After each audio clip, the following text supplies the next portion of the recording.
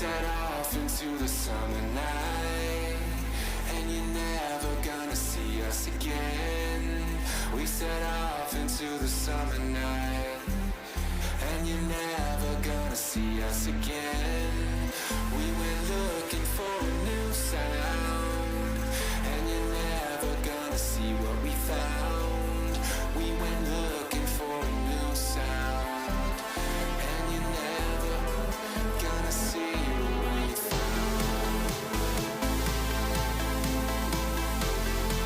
And you're never gonna see what we found. And you're never gonna see what we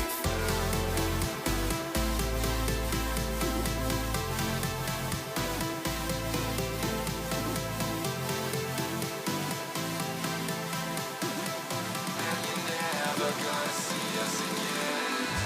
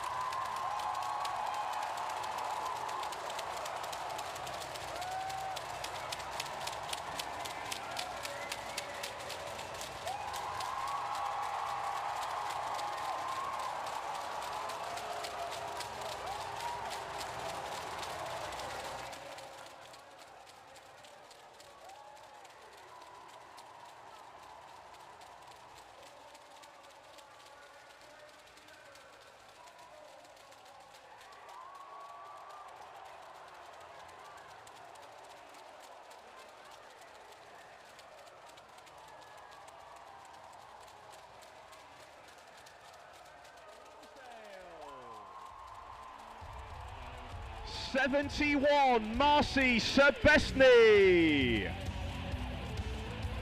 Wearing 80, assistant captain Lawson Glasby. 81, Ollie Holborns. Wearing 84, Joel Bark.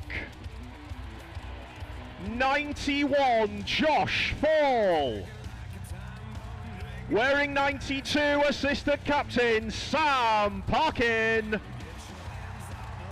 98, Sebastian Shillito.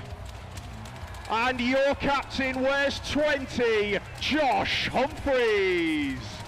They are the University of Sheffield.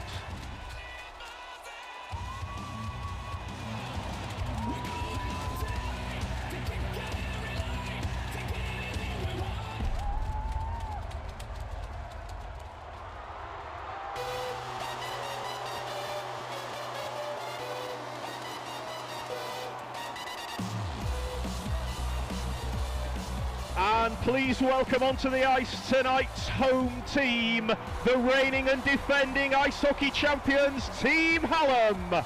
In goal wearing 1, Jack Cameron. 51, Matt Key. Wearing 3, Holly Neenan. Wearing 7, assistant captain Lewis Miles. Wearing 8, assistant captain Pun Fasuki Watana. 12, Josh Barras. Wearing 18, Hamish Diedrichs. 22, Matt Ryan. 24, Joel Marsh. Wearing 25, Luke Reed. 26, Neil Orr. Wearing 42, Tom Thomas. 58, Jacob Sheehan. Wearing 65, Reese Wickens. 77, James White. Wearing 81, assistant captain Oliver Keeling. 82, Reese Urbaniak. And your captain wears 80, Ben Crowther. They are Team Hallam.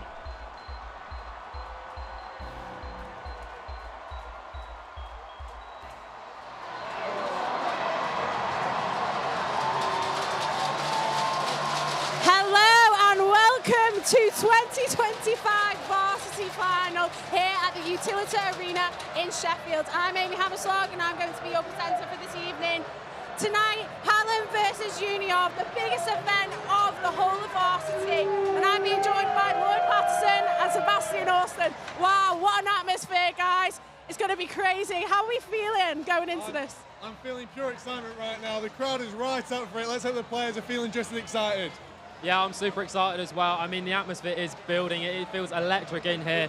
I mean, the ruptures when the players were announced was, I mean, I haven't felt anything like it. What have we thought of Varsity so far? Of course, it's the final tonight. Has it been a good Varsity? Yeah, no, it's been one of the more competitive Varsities for sure, ending 50-40 to University of Sheffield. Definitely more competitive than some of the other years. Always good to see it become more tight, tighten the gap for Hallam. You know, who knows, in a few years they might be, you know, hot on Uni of heels. You've been enjoying it, Seb? Yeah, definitely. In the events I've covered, I mean, it's been amazing. There was even a bit of aggro in one of the futsal matches. Yeah, it's been really tight. And yeah, even though Uni have won it, there's still a lot on the line tonight. And yeah, I'm super excited for it. Yeah, you mentioned, Lloyd, one of the closest Varsities in points-wise. Can't actually change anything today, but do you think that could mean something going into the game for either teams? If I'm being honest, not at all. This game is so high pressure, such a big event. It means so much more than 1 point at Varsity. It means, like, you know, to have all these eyes on you, the last thing in those players' mind is a point at Varsity. Yeah, I mean, I agree. I echo all those thoughts. It's almost, I'd compare it to like the Monaco, the F1 race calendar, or even like the Wimbledon of the Grand Slams. It's got that extra meaning to it. I don't think the players really care about the scoreline of the rest of Varsity, even though we do.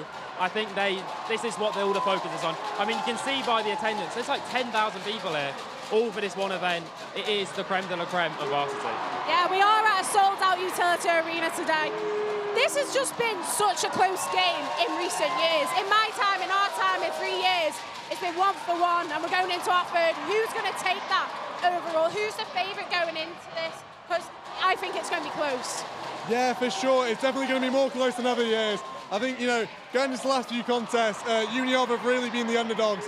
I don't see it this year. They've got a really improved squad, some national team players. And you know what? If I'm being honest, I think they're going into this favourites. Let's hope, let's see what they say on the pitch. I'd slightly disagree with that. I think you do have to look at the form book. I know obviously they only play each other once a year, so it's not like the longest form book ever. But if you look at the data and you look at historically, I think Hallam deal with the occasion better. And yes, Uniov have improved, but Hallam were already starting from such a strong point that I think it's going to be maybe too much for Uniov to topple. One of Uniov's weaknesses last year was a lot of players were out, but now it seems like they've got some really strong players. Who's a standout player in the Uniov team for you? There's definitely a few. It's a team that boasts a lot of talent. Of course, Sam Parkin. If you watched last year, you'll know all about him. 4 goals in Varsity 2024. He'll be right up for this year. If there's anyone that's going to be on the score sheet, you'd put your money on Sam. But perhaps the man I'm going to be looking at today is Sebastian Schelito from Denmark. First year playing at Varsity. I'm sure he's really going to relish the opportunity. And if I'm going to look at one player of Uniov, I'm going to look at him. And if we have to look at Hallam, we can't talk about them too. Who would you say is going to be their, not their man, it could be a woman, but who's going to be their player tonight? I think you've got to look at Pun Fashukisa-Watana. Obviously the Thai national, he's played for the national team, he's played in Olympic qualifiers, he played in the Asian Winter Games. Yes, he was a little bit quiet last year, but I think, you look at his calibre, his CV, no one else can compare to it. And also Ryan Fraley, one of the standouts from last year. I know Sam Parkin got player of the match, but I think Ryan Fraley was up there, 2 goals, 1 amazing assist, so I think he's definitely got to be up there as well. Obviously, both teams have players who play for the Sheffield Bears. Now, how does that system work, Lloyd, and will it affect the game today? Well, it creates a really interesting dynamic for Sheffield Varsity. Of course, like other universities, they have separate teams for different universities. However, with the Sheffield Bears, both players from Hallam and Uniov are playing together week in, week out, training together. These players know each other inside and out. They know their weaknesses, they know their strengths. Will they look to exploit it? We'll find out. Okay, and one final time before we pass on to our commentators for the actual game. What's our predictions? If you could just quickly give it me. I'm going to go for a repeat of the ice hockey twos. I'm going to go 7-4 to Hallam. I think Uniov have got it. I'm going to say 3-2 to Uni of Sheffield. I'm going 7-5 Uniov. I think it's going to be close, but I think Uniov are going to edge it. Now, I'm going to pass you on to my commentators, ready for the big game ahead, and we'll see you after this first period. I'm passing you to Ollie Mitchell and Dylan Pick. Welcome, sunny Sheffield, to the Utility Arena. It's Wednesday night, it's hockey night, and it is the conclusion of what's been a fantastic Sheffield Varsity 2025. As our fantastic pundits have said, it's Dylan Pick taking you through all the play-by-play action, and I'm joined by the amazing Ollie Mitchell. Ollie, it's been a fantastic 2 weeks of sport, and the conclusion with the best sport on the planet. We've got ice hockey, we've got a full packed house here at the Utility Arena. What do you expect tonight? Oh, it's unbelievable. There is absolutely nothing like the ice hockey. I am very, very privileged to have been at every single one of the big ticketed events over the past couple of weeks, but there is nothing at all quite like ice hockey, especially in a city such as Sheffield with such a history with the sport. By the way, we've got a sold-out stadium, the biggest ice hockey arena in this country. It is quite the event. I am so excited. Yes, and as the players have their final team talks, we'll just give you a quick rundown of those playing tonight, starting off with the away side, Sheffield Hallam University. Number 3, Holly Neenan. Number 7, Lewis Miles. Number 8, Pun Fashukisa-Watana. Number 12, Josh Barras. Number 18, Hamish Diedrichs. Number 22, Matt Ryan. Number 24, Joel Marsh. Number 25, Luke Reed. Number 26, Niall Orr. Number 42, Tom Thomas. Number 58, Jacob Sheehan. Number 65, Reese Wickens. Number 77, James White. Number 80, Ben Croter.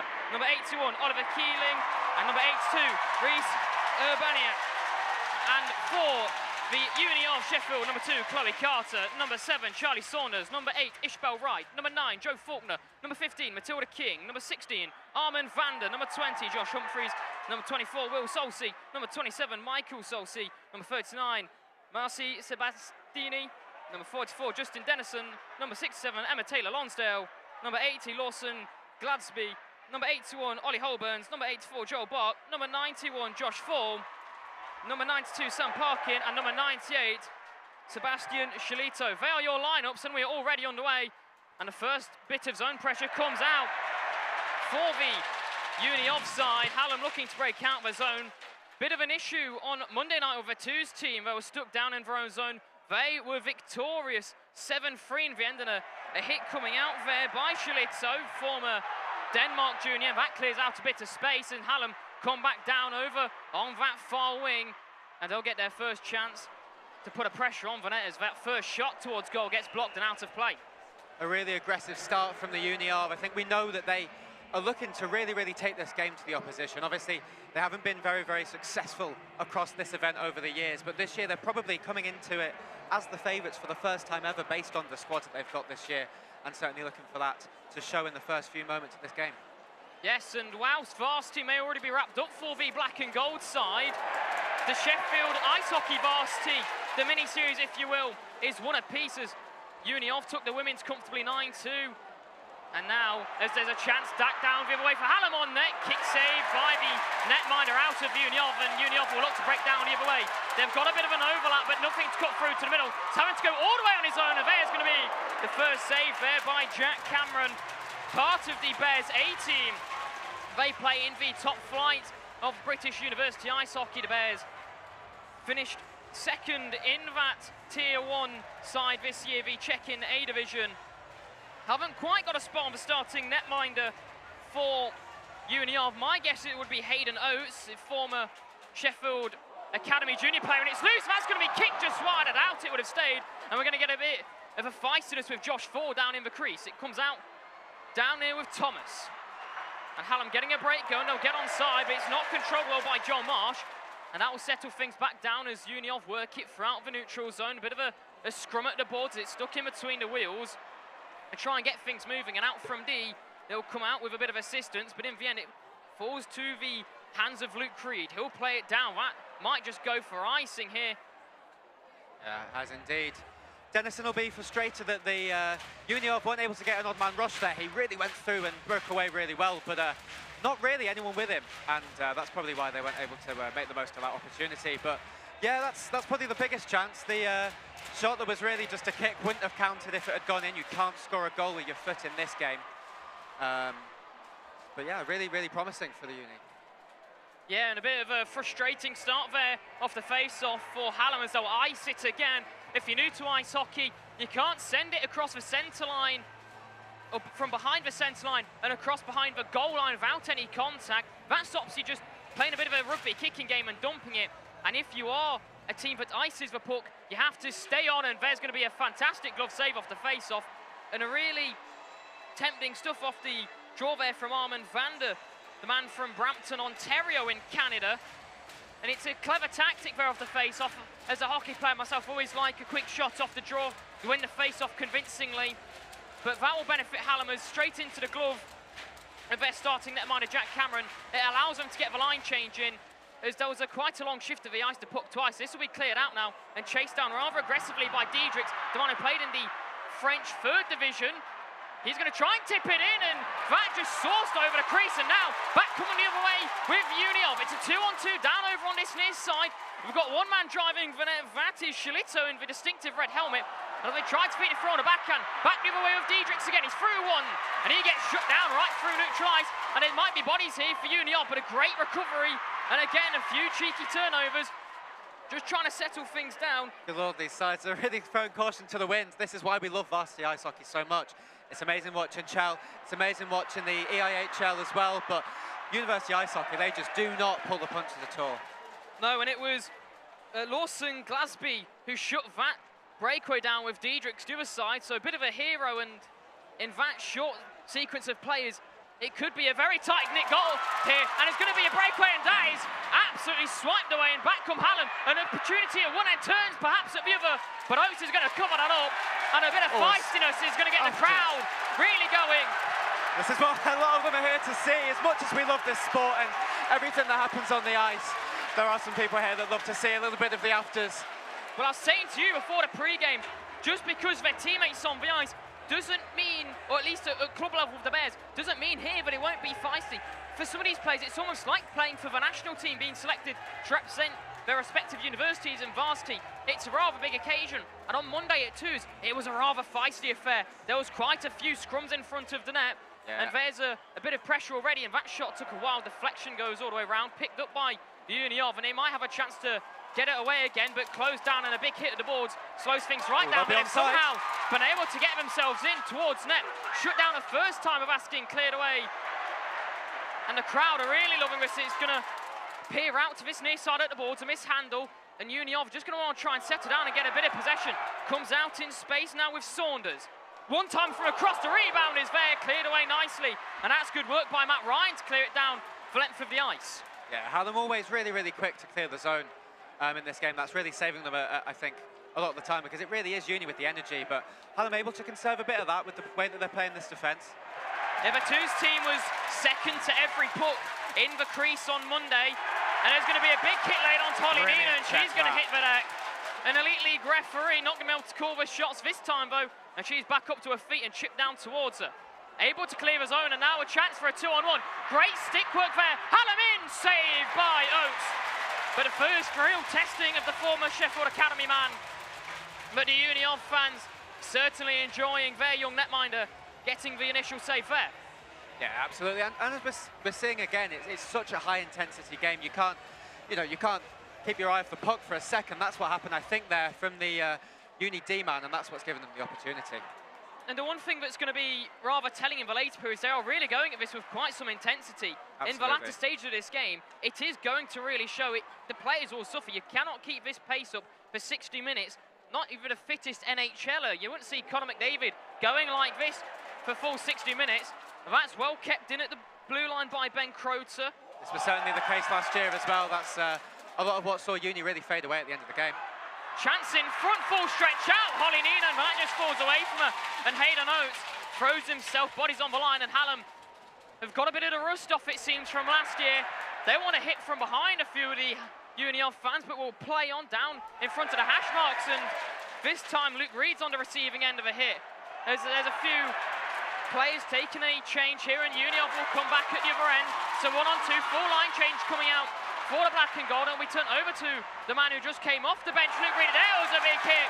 Luke Reed might want a check to the head there, but we'll play on. We've got a four-man system, 2 refs, 2 linesmen tonight as well, and that might certainly help if things get a little bit feisty. I think certainly what we're seeing with Uni is certainly the defence is absolutely going for it, but that means when they've got possession of the puck, they're just not being able to follow the players that are making the rushes through the ice, and I think a lot of that is the reason that they're not able to get those goals.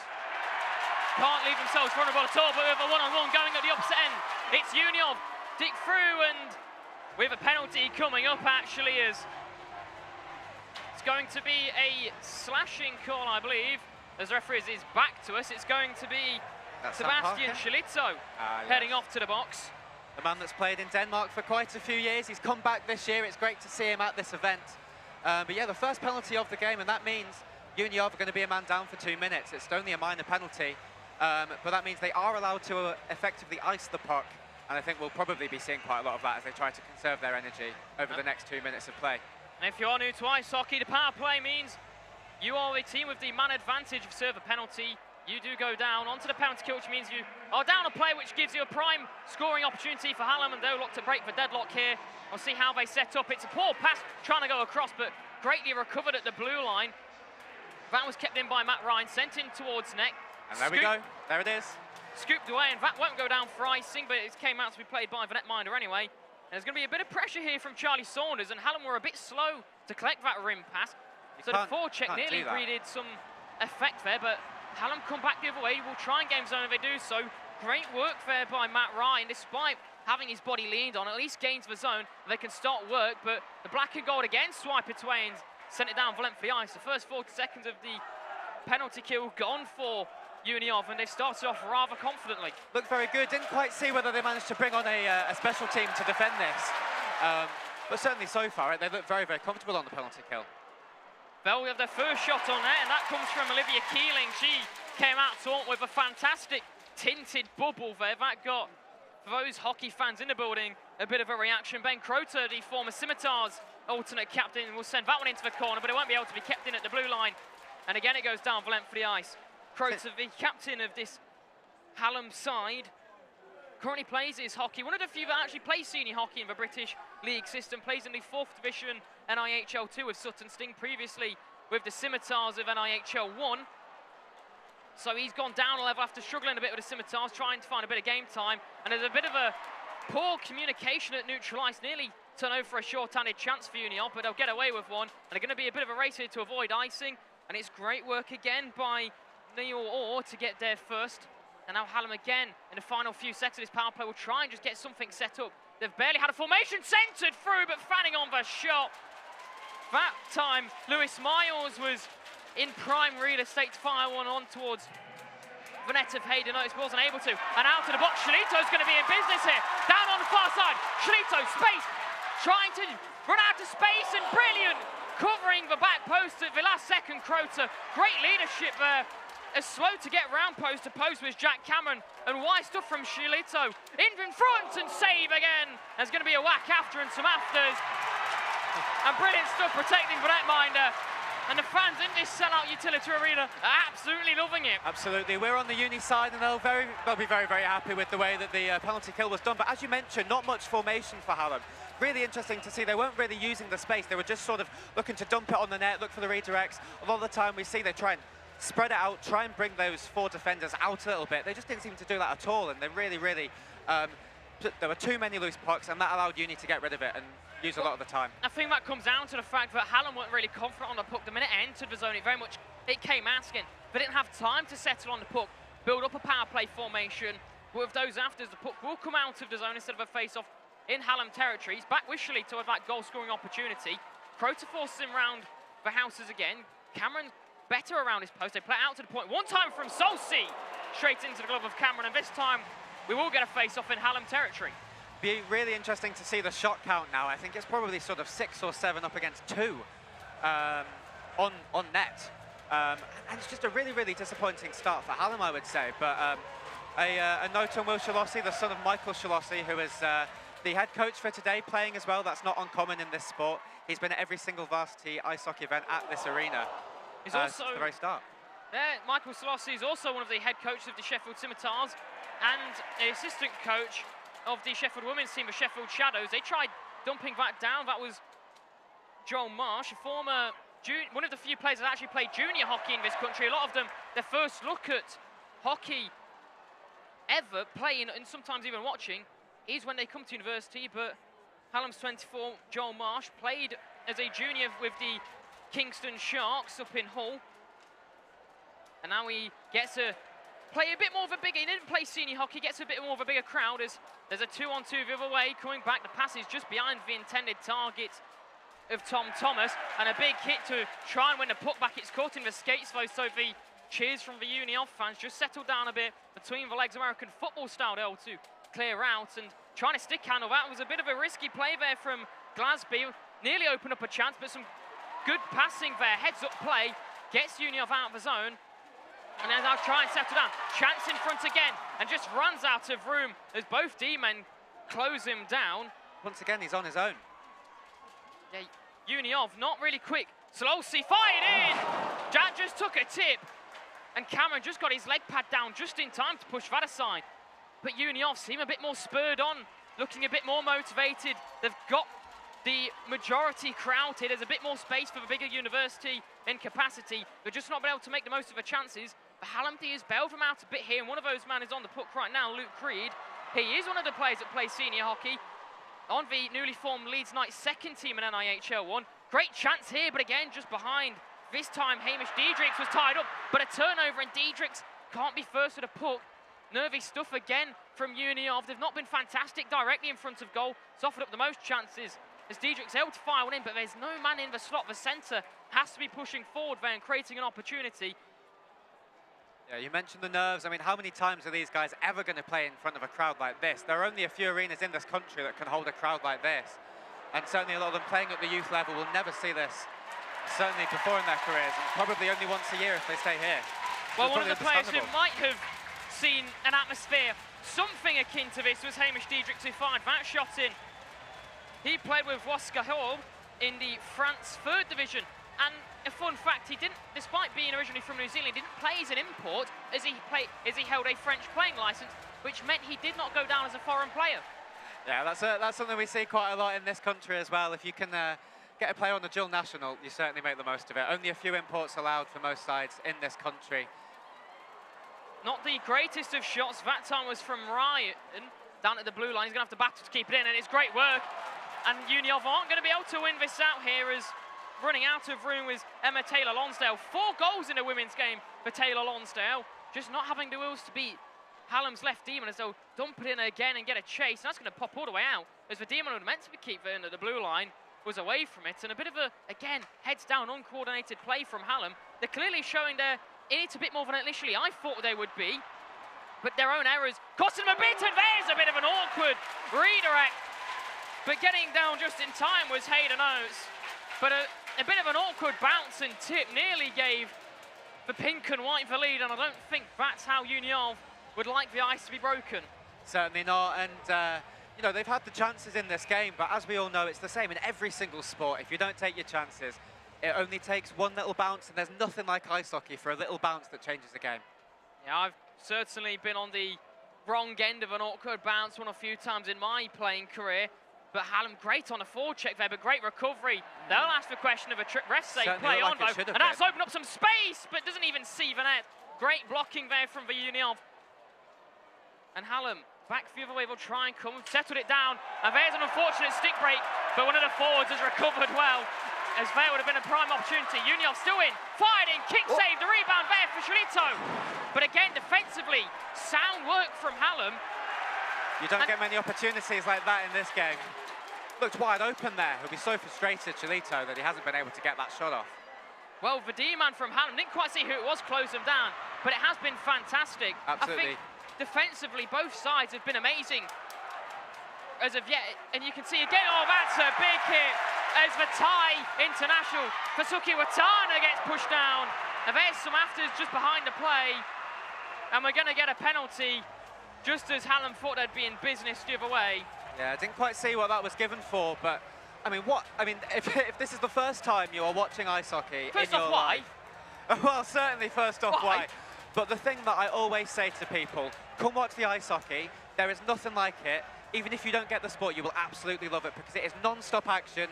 Apart from the penalties, it's very, very easy to understand, and that is certainly what we're seeing. And I hope that we've got a few people here that will be coming to watch the Steelers. We're coming to watch the Bears throughout the year. There's 4 ice hockey. There's 4 men's ice hockey teams, 2 women's teams, Absolutely. all the way down, right from NIHL too. So the sport for choice, but that penalty is going to go for Hamish Diedrich, who received 2 minutes for elbowing, as this time the referees didn't have their back to us. How kind of them. So Uniov will get their first look on the power play, and with how things have gone the past 5 or so minutes, you've really got to think there's going to be a prime opportunity now for Uniov to get a goal, but losing the face-off. They've been using the point a lot better than Hallam have, and certainly on the power play, that's something that you want to do. And for me, I love on the power play a point shot, get it on there, collect the rebound. Defensively, Hallam, though, blocking well, so it might be a bit more difficult, but I could certainly see the best chance of the game so far coming to Uniov as Hallam nearly just fall back a bit. The one thing they don't want to do is collapse and fall onto one side, but they've done well to clear that out, and that'll be the first 30 seconds gone. And Uniov again following a similar fate from losing the face-off at the start of the power play to Hallam did, not being able to settle down yet. Yeah, cleared well, but Shalito had a little bit of space just in front of that net, and it's frustrating for them that they haven't actually been able to spot that. Yes. Sam Parkin plays it up high. There's going to be a chance as Glasby plays back to Shalito. Shalito, wrist in, that just knocked a nick off the helmet there, and it's fed right through to a Hallam jersey. And instead of fancying a short-handed chance, they'll send it down and get some fresh legs. Smart work done. Still a lot of time to be played in this game, and the last thing you want to do is tiring yourself out, burning your legs. They've seemed to calm down from the start, which was rather feisty. Now they'll just look to get themselves on the board. And again, on the power play, the best opportunity to do it is with Dennison. Certainly think that it's slowing down favours Hallam. It's Uni that have really been going for it. Aggressive D, but in the offence, I don't think it will necessarily change their fortunes too much. It might potentially mean that they can be a little bit more composed in front of the net. And I think a player to watch out for, but I don't think our pundits actually mentioned. Justin Dennison, we briefly mentioned on the puck there. 7 games in the National League. That's the second tier of British hockey. There are pro players, players from NCAA go there. I mean, we mentioned this is the second, and that's well kept in by Union. And he's going to say it's on. Big call. Well, yeah, that is a big decision to shut down Joel Bark. From up here, it looked onside. The linesman doesn't give it. But as we're saying, Justin Dennison played in a league, only briefly, but the National League, top quality players, ex-elite leaguers. There are a few that come in from the AHL, not really NHLers, but NCAA. As we speak, this is the biggest university hockey game outside of North America, where they have youth sports, have NCAA. So there's some experience there, and it is quite a big thing. So Justin Dennison, I'd actually look to lead with him, use his experience, as he probably is the most experienced player on this team in terms of he has played at the highest level. Absolutely, we've got some very, very good crowds in the second division of this country. It's a shame that my hometown side, Basingstoke Bison, aren't there anymore. It was a very good crowd there, but the Steel Dogs, certainly excellent, just next door. It's a goal! Whoa, how do you like that? That's a blunder from Hayden Oates. Diedrichs brings it down on the far side. It's fed through, and I believe the final touch has come from Olivia Keeling. And Hayden Oates, as he skates away, will just get a replay on the big screen. It's in his pad. It just bounced off awkwardly and buried by Keeling.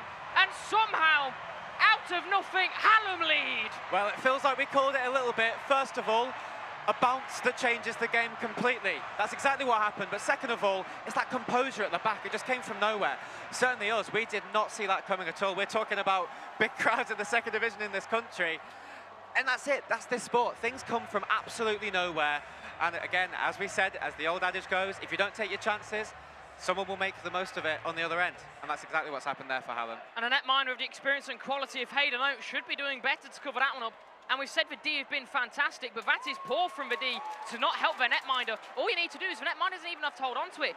That was offside. Yeah, and it certainly was. Will be pulled back as the captain, Josh Humphreys, is going to raise his head to the skies. Not happy about that one. Yeah, I mean, it's textbook stuff, isn't it? The first thing that you want to do is not put that puck back over the blue line. And certainly after conceding, they'll be very, very frustrated. So the assist with Ben Croter, Oliver Keeling and Hamish Diedrichs getting the goal. And Hallam are going to want to be riding a bit of a high here. Who's it saying? They've got to be doing better, covering that one up. And Union have a chance to tie it. That just cut all the way across the paint. Did very well to stay on side there. The timing was perfect. If you're not aware of what offside is, it's actually quite similar to football in the concept, in that the puck has to go across the blue line before the players do, essentially. Yes, and once it clears that blue line, it is out, just like now. Is going on a bit of a chase is going to be Tom Thomas. He plays for the Sheffield Bears B team, a healthy mix of A and B, and even a few C players have trickled their way in. We also have their stats. We'll go through that as we come along. That's a brilliantly threaded shot there from the far side. Shalito can't swipe it back, but it's kept in by Uniov, and Shalito will now race round to pick this up. He's got assistance throughout the blue line, played back round, and now get a bit of a rugby game around the boards. Yeah, the first time we've really seen the boards in play, and potentially shown that Uni don't necessarily have the same ideas that they did on the offence earlier on in this game. Now trying to cut through to the middle for Hallam was Reese Wickens, but now the chance to on two, and a bit of speed, Uniov played back through on the backhand awkwardly, and a well-built-up play, a bit of poor decision-making. Again, we have some afters. Yeah. And the fans aren't happy, but a scrum like that to the people who are brand new to hockey, a little bit of pushing each other like that, it's not a penalty, but psychologically it does play an effect. Absolutely. I mean, if it's football, that's probably a yellow card. That's why we love this game. It's obviously, it's a massive contact sport. Tensions flare, and that's why we allow a bit of that in our game.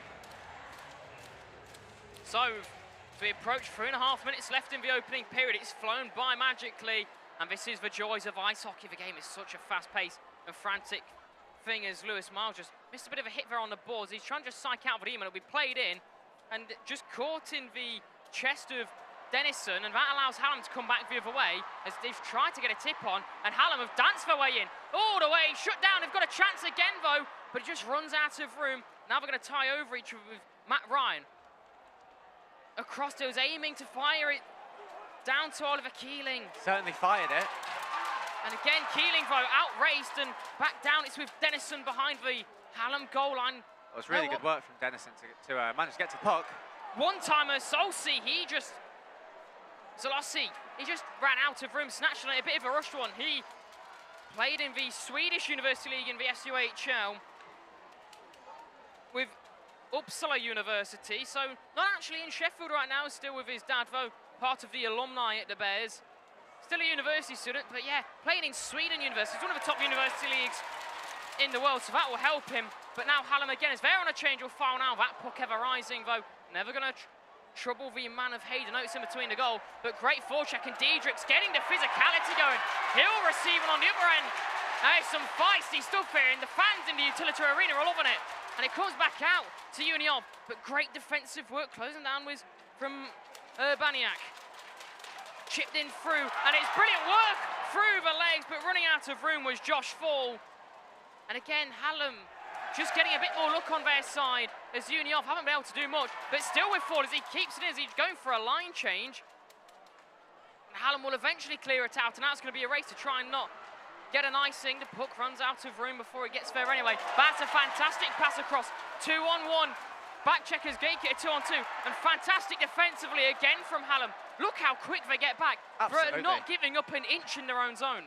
Yeah, I know I keep saying that the Uni side are not really being able to keep along with each other on the offense, but a lot of that is just that Hallam are getting back really, really quickly, and yeah, potentially it's not even that Uni aren't really doing it as much, it's just that Hallam are absolutely fantastic at getting back behind the puck, getting bodies in there and making sure that Uni have nothing. Diedrich's cutting through, they just got onside, he ran out of room, and back now with Shalito, still kept in their own zone, playing the body, not the puck, and Shalito sandwiched, no call though. And Uniov not happy with that. That was probably very, very close to being called there. I mean, the puck was long gone. Yeah, I think from the rest point of view, he played it just long enough where it wasn't an interference call. The heavy hits are allowed as long as it's not to the head. Doesn't matter how hard it is. And Hallam just get themselves onside, just on the far side. A little bit too ahead of themselves, but the puck still works its way in. And brilliant chance, and kicked aside there by Oates. And Uniov just seemed to shut off a bit defensively, looking a bit frustrated in the final 30 seconds, perhaps tied. Chance again! That just nicked a bit of a stick, and that will fly over. And he's back with Uniov. Back now through the middle, they're trying to get something going. 20 seconds left. Tiredness again setting in, that's just ahead of the man. And Uniov rushing to get something. Fall in the middle! That would have nearly been a beautiful tip, but it just goes behind him. He couldn't get his stick to it. Still pushing forward, though. Down behind it's with the captain Humphreys. Centre throw on the backhand! Uniov tie it with 3 seconds left in the period. Beautiful work and fantastic leadership. Josh Humphreys, look at the feed. Hallam won, Uniov won. Well, talk about timings, 3 seconds on the clock. That is unbelievable. That is exactly what they needed. As I go back inside for this the break between the first 2 periods, that's going to completely change the team talks between the two. Michael Shalossi is going to be so happy. Wow, listen to that roar as well. We're almost blinded in front of us in our commentary spots as Uniov just shot up. And in the dying seconds, it looked like time wouldn't be their friend in the period. But if you needed something to motivate you going into the changing rooms, they certainly did not look happy at all. But that was fantastic stuff in the end. They looked depleted in the final 5 minutes, or after the goal went in.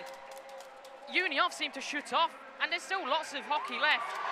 Absolutely, I think for probably the final sort of 6 or 7 minutes of that period, Uni certainly looked second best, started off really well. Not sure exactly why that was. It was the goal that really did it for Hallam, that really seemed to send UOS into a spiral. But certainly, I think that would have really been a huge one for the University of Sheffield. And we are going to cross back over to our pundits team with Amy Hammerslag. Oh, wow, guys, that was something, wasn't it? We weren't expecting that. We were all ready to talk about that Hallam goal, but it is, of course, 1-1 here. Can you just talk me through both the goals? Can you talk me through that Hallam goal first, Seb? Yeah, obviously Hallam taking a lead with Oliver Keeling, just sort of scrapping it in on the goal line. It was just sort of, Union couldn't clear their lines. They were taking a little bit too long on the puck. And then, yeah, Oliver Keeling just, I mean, he's been the standout player for me from the first half, or first period, should we say. You know, I remember his little scoop over one of the defenders. I think he's been the spark so far for Hallam, and he proved it of just squeezing it in over the line. Of course, Lord, we did miss. We were literally getting ready to come back to us, and of course scored in the dying seconds of that period. Yeah, well, you know, I was preparing it, you know, my whole spiel about how Hallam looking on top, fine margins of a game. Union completely flipping the script with 3 seconds to go in the period. Now I've got to think of something new to say on my feet. But yeah, no, it was a really cagey start to the game. You know, I was stood here before saying about how they all play for, the majority of them play with each other for the Sheffield Bears. Absolutely no love lost with the teammates there. It's been really physical. Crowd really getting into the physicality as well. Do you wonder whether the players are playing up to it a bit? But yeah, it really fun half, period even. Very good. It does seem extremely cagey, like you said. Came out, first 5 minutes, I would say, so intense. Uni off crowds, I can't lie, I'm not being biased here. They are intense, especially at the start.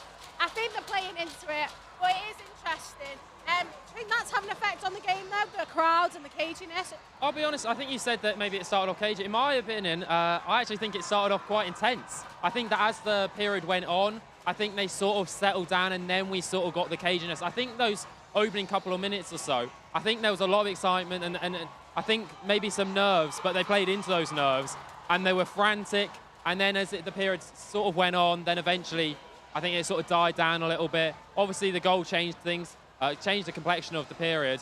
And I think it forced Union to maybe start, you know, forcing the issue a little bit more. I think they were sitting back, waiting for the counter quite a lot in those opening 10 minutes or so. But when they went behind, I think they felt that pressure, that expectancy to really go on the front foot. And yeah, eventually, you know, it made Hallam crack.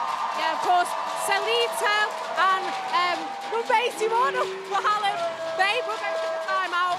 We also seen 2 fights, so it does explain the nature of the game. It's what we want to see. Yeah, of course. Yeah, it's been physical. It's been aggy. You know what? That doesn't take away from the quality we've seen on the ring. So yeah, you know, I think Hallam, you mentioned about it being intense to begin with, and, basically, and then yeah, it was intense to begin with.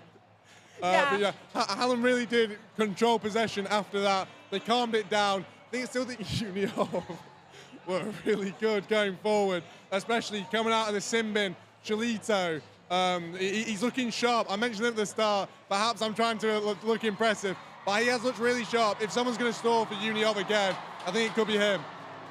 Well, Union for me, I think they have been slightly the better side. A bit more skill. We've literally seen a nutmeg, so but I feel like, will they regret not taking them chances so early? Because we had the one where the stick through. Do you want to speak through that one? Yeah, obviously they've had quite a lot of chances. I think that's something that we talked about off camera before the game, was the importance of the netminders. Yes, Union will probably be regretting not taking quite more of the chances. They had quite a lot of chances on the counter as well. I think some mistakes from the Hallam players. But yeah, I think it was the netminder. I think Jack Cameron in net for Hallam. He's had a really strong period so far. Obviously, he's got a lot of experience all the way over from Canada, so he's got that sort of extra edge to him. And I think that he's been one of the standout players as well. Will Union regret it? I don't think so. I think there's still a long way to go. I think it's too early to start getting in your own head about those sort of things. I think once they settle, I think they'll be fine. How much do you think that goal there that Union have just scored is going to affect the team talk that they're about to have in this Yeah, break? I mean, if you're going to get an equaliser, no better time to get it than right before the end of the period. I mean, last year, Hallam were running away with it after the first period. 3-0 up or something like that, I think. You know, but then again, Union have still got back in really well. But yeah, again, of course, it'll calm nerves. I don't think, without that goal, you know, it's a long game. 3 periods. Losing the first one, it's not the end of the world, like we saw last year. But yeah, it definitely will boost confidence going into the next period. Can we talk about our star players for that period? Go on, if you can tell me, Hallam. It seems like you're backing them tonight. Yeah, I think, as I mentioned before, Oliver Keeling. I think he seems one of the players who hasn't really felt the nerves of the occasion. I mean, from the fact that he's just been, the showboating, and he's just been quite a good presence, I think, on the rink. I think at times, Hallam, sometimes they've sat back a little bit and maybe waited for Uniov to come onto them. And so when he's got the puck, he's sort of slowed things down. I think with that ability he's had, and just, sometimes he's able to make space, and he's done that in the first period. I think with that skill he's got, he's really stood out. And obviously, you can't forget the goal. I think it was opportunistic, and he really forced that in. Yeah, I completely second that. He has looked really sharp. If I had to pick one player, it would be him. Again, you mentioned that nice little dink over the defenseman, running onto it himself. Not sure whether that was his intention. There you go, showing initiative in front of the big crowd is exactly what's going to make players prosper. And it's the fine margins that will make teams win games. Again, and you know what? He deserved his goal. It was opportunistic. It was scrappy. You know what? He deserved it. They all count. They all count. Yeah, exactly the same as the rest. If you could tell me a Uniov star player for that, who saved that that period for them? Yeah, I was going to say the Uniov netminder. Again, both teams. We've already touched upon it. How important they are. Stopped multiple chances. He made a really good save a couple times. Again, he stopped it from being 2, 3, 4, as has the Hallam one. Again, last year, I think he's performing better than the netminder last year. Still had a really good game. At the end of the day, he is, I would pick him out of the bunch. I think both netmen are playing really well. It's what's keeping the I think it would be a high-scoring game if it weren't for them. They're really being impressive, pulling off all the stops. What I did want to mention, though, is where's Mr. Varsity? Because I've not seen him on this rink. He's not been a big impact so far. Is that their secret weapon for Uniov?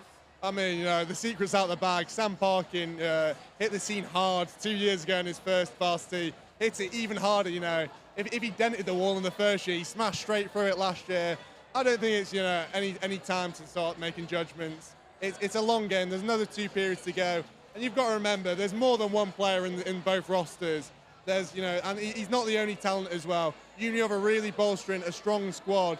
And realistically, the pressure's off his shoulders. He doesn't need to score another 4 goals again, because as they've already showed, there's other people chipping in already. Yeah, I think if anything, it's a good sign for Uniov that he hasn't been just the only standout player for them. The fact they've got other players on the rink who are making that impact, as you said, Lloyd, they aren't having to just rely on one player, which maybe at times a little bit last year it felt like.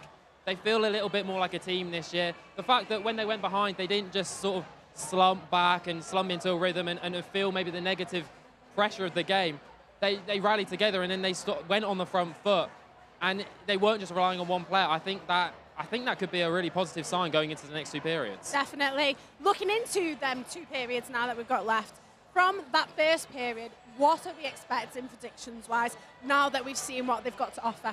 Well, I think that for me, even though I predicted Hallam to win the game, and actually in his first 10, 15 minutes or so, I was thinking, I've called it right here.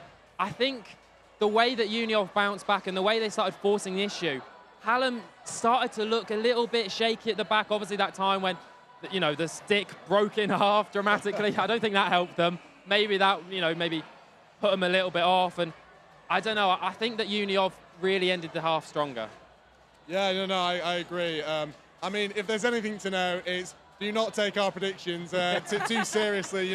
What was it you said, 7-3 or something like that? 7-5. 7-5, yeah. We're going to have to expect a lot of goals to, meet those expectations. Of course, yeah. It can go either way. We said it was going to be a very talented game.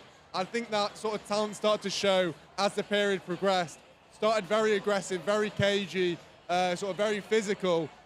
As it kept on going on, people started growing into the game, getting better. I think you can expect to see more of that. Players have grown in, calm down in front of a really big crowd, sort of settle the nerves and aggression, and minds on the game, minds on scoring goals and winning.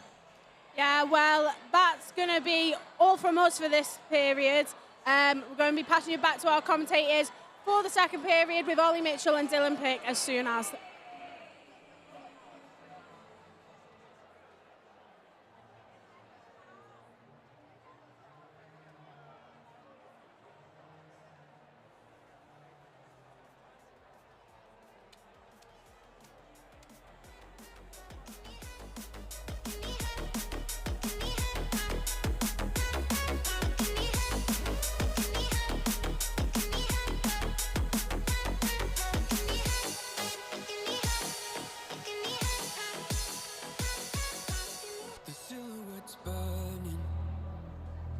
embers rising high like a chemical fire.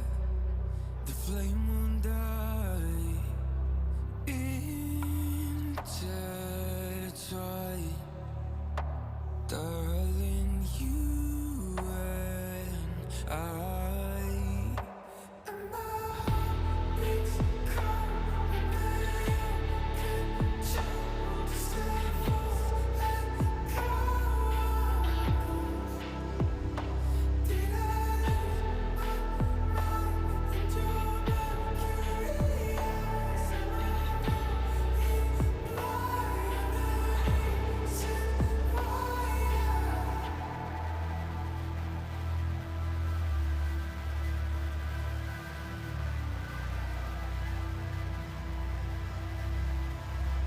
barely scratching the surface.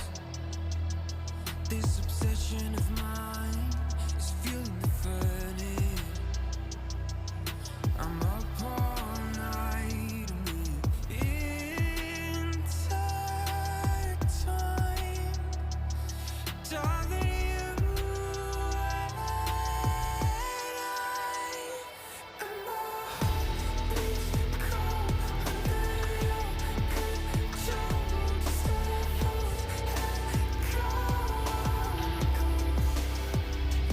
Did I lose my mind in your mercury eyes? And I go in violence and beats cold under your control. Just a false echo around my ghost.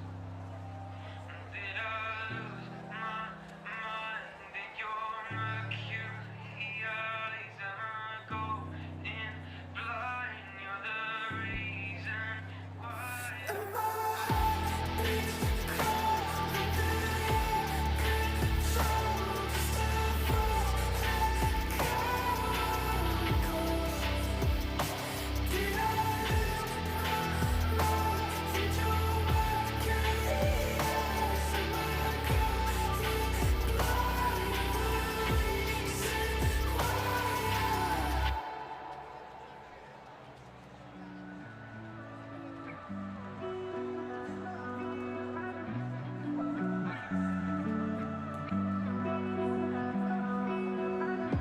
through the night and morning, when the rain is pouring, you're the one I'm calling. You're my escape from my darkest days. And when the sun is shining, you know we out here riding, chasing the horizon with you. I don't need to look no further. You are the one I'm certain, only one that I'll be holding. When you're loving me, it goes like ooh, look no further, look no further. Ooh, look no further. It goes like ooh, look no further, look no further. Ooh, look no further. It goes like I never thought I'd find it. A love that feels so perfect. I can't even word it. Yeah, you make me lift up from the ground. I believe that we are more. All the world is looking for. Show them all we got it. Never look back, never let go. I don't need to look no further. You are the one I'm certain, only one that I'll be holding. When you're loving me, it goes like ooh,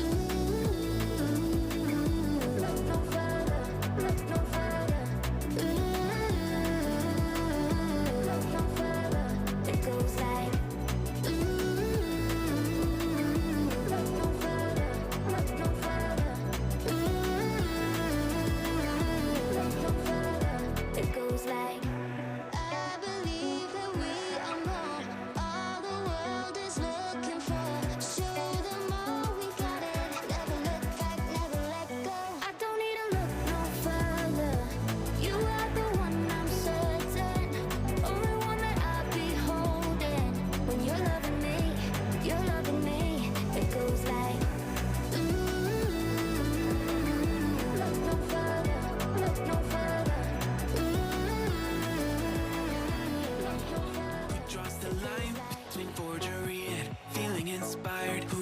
lines derivative versus being admired? Who decides what original means? Who aspires and who's the wannabes? Up on the shoulders of giants, I've got a long way to drop. Oh, I never get here on my own. See the view from the top.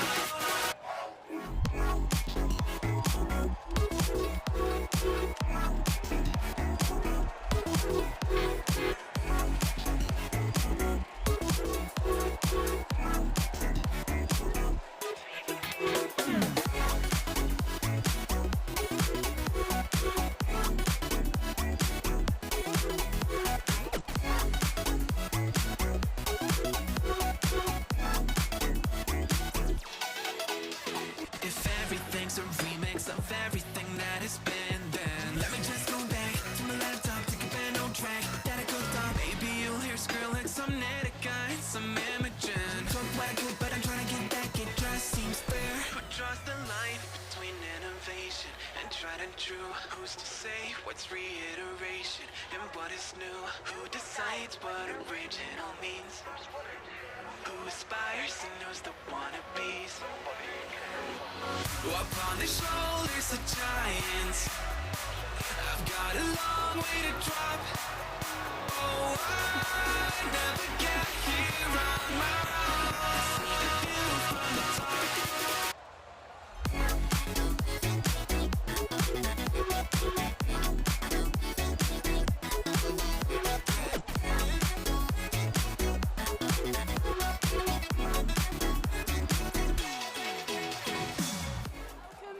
To the Varsity Final 2025 here at the Utility Arena.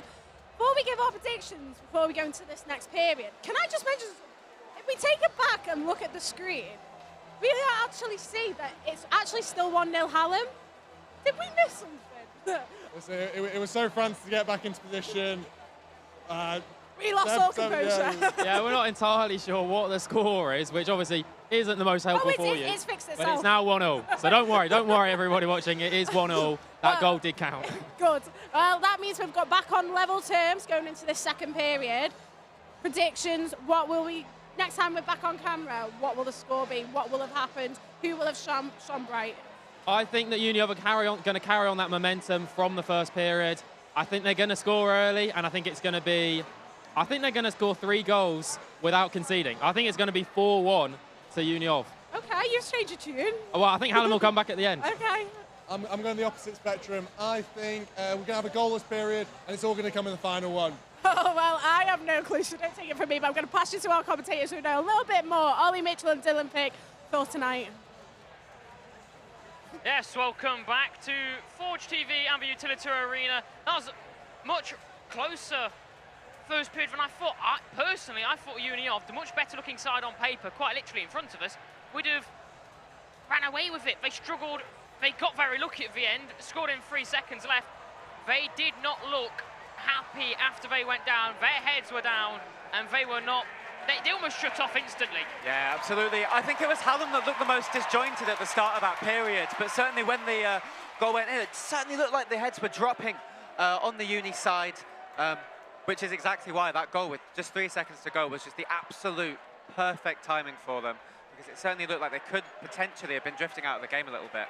Yes, and they have now changed sides. If you're new to ice hockey, they change sides every period. So they'll have 2 shooting from their bench side, and there's going to be a chance here for Uniov straight away. One-timer, just sizzling wide.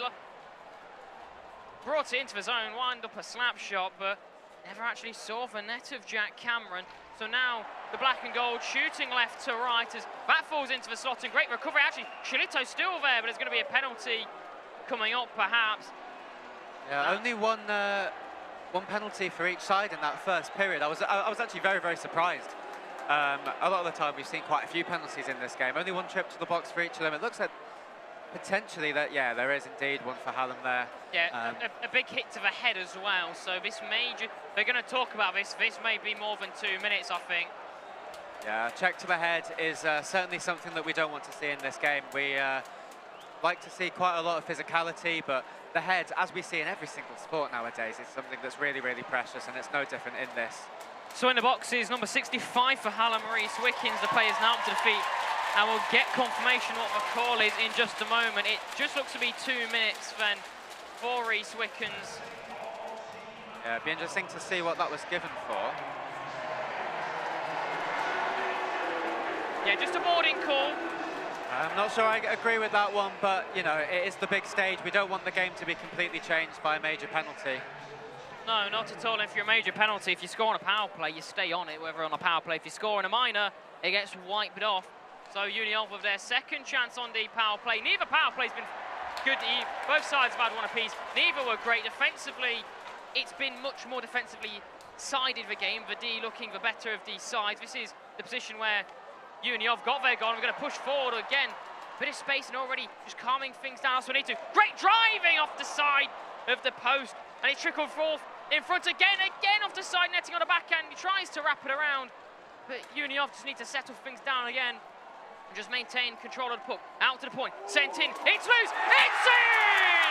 Union take their first lead of the game. And on the power play, they'll crowd around.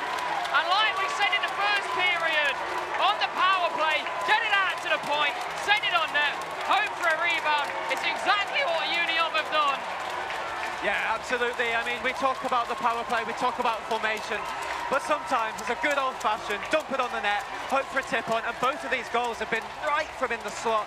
The goalkeeper, absolutely no chance when it's like that. And Uni, I think, probably, based on how that power play went, a deserved lead. Absolutely, they certainly looked a lot more confident, a lot more settled, and we're going to push forward again straight away.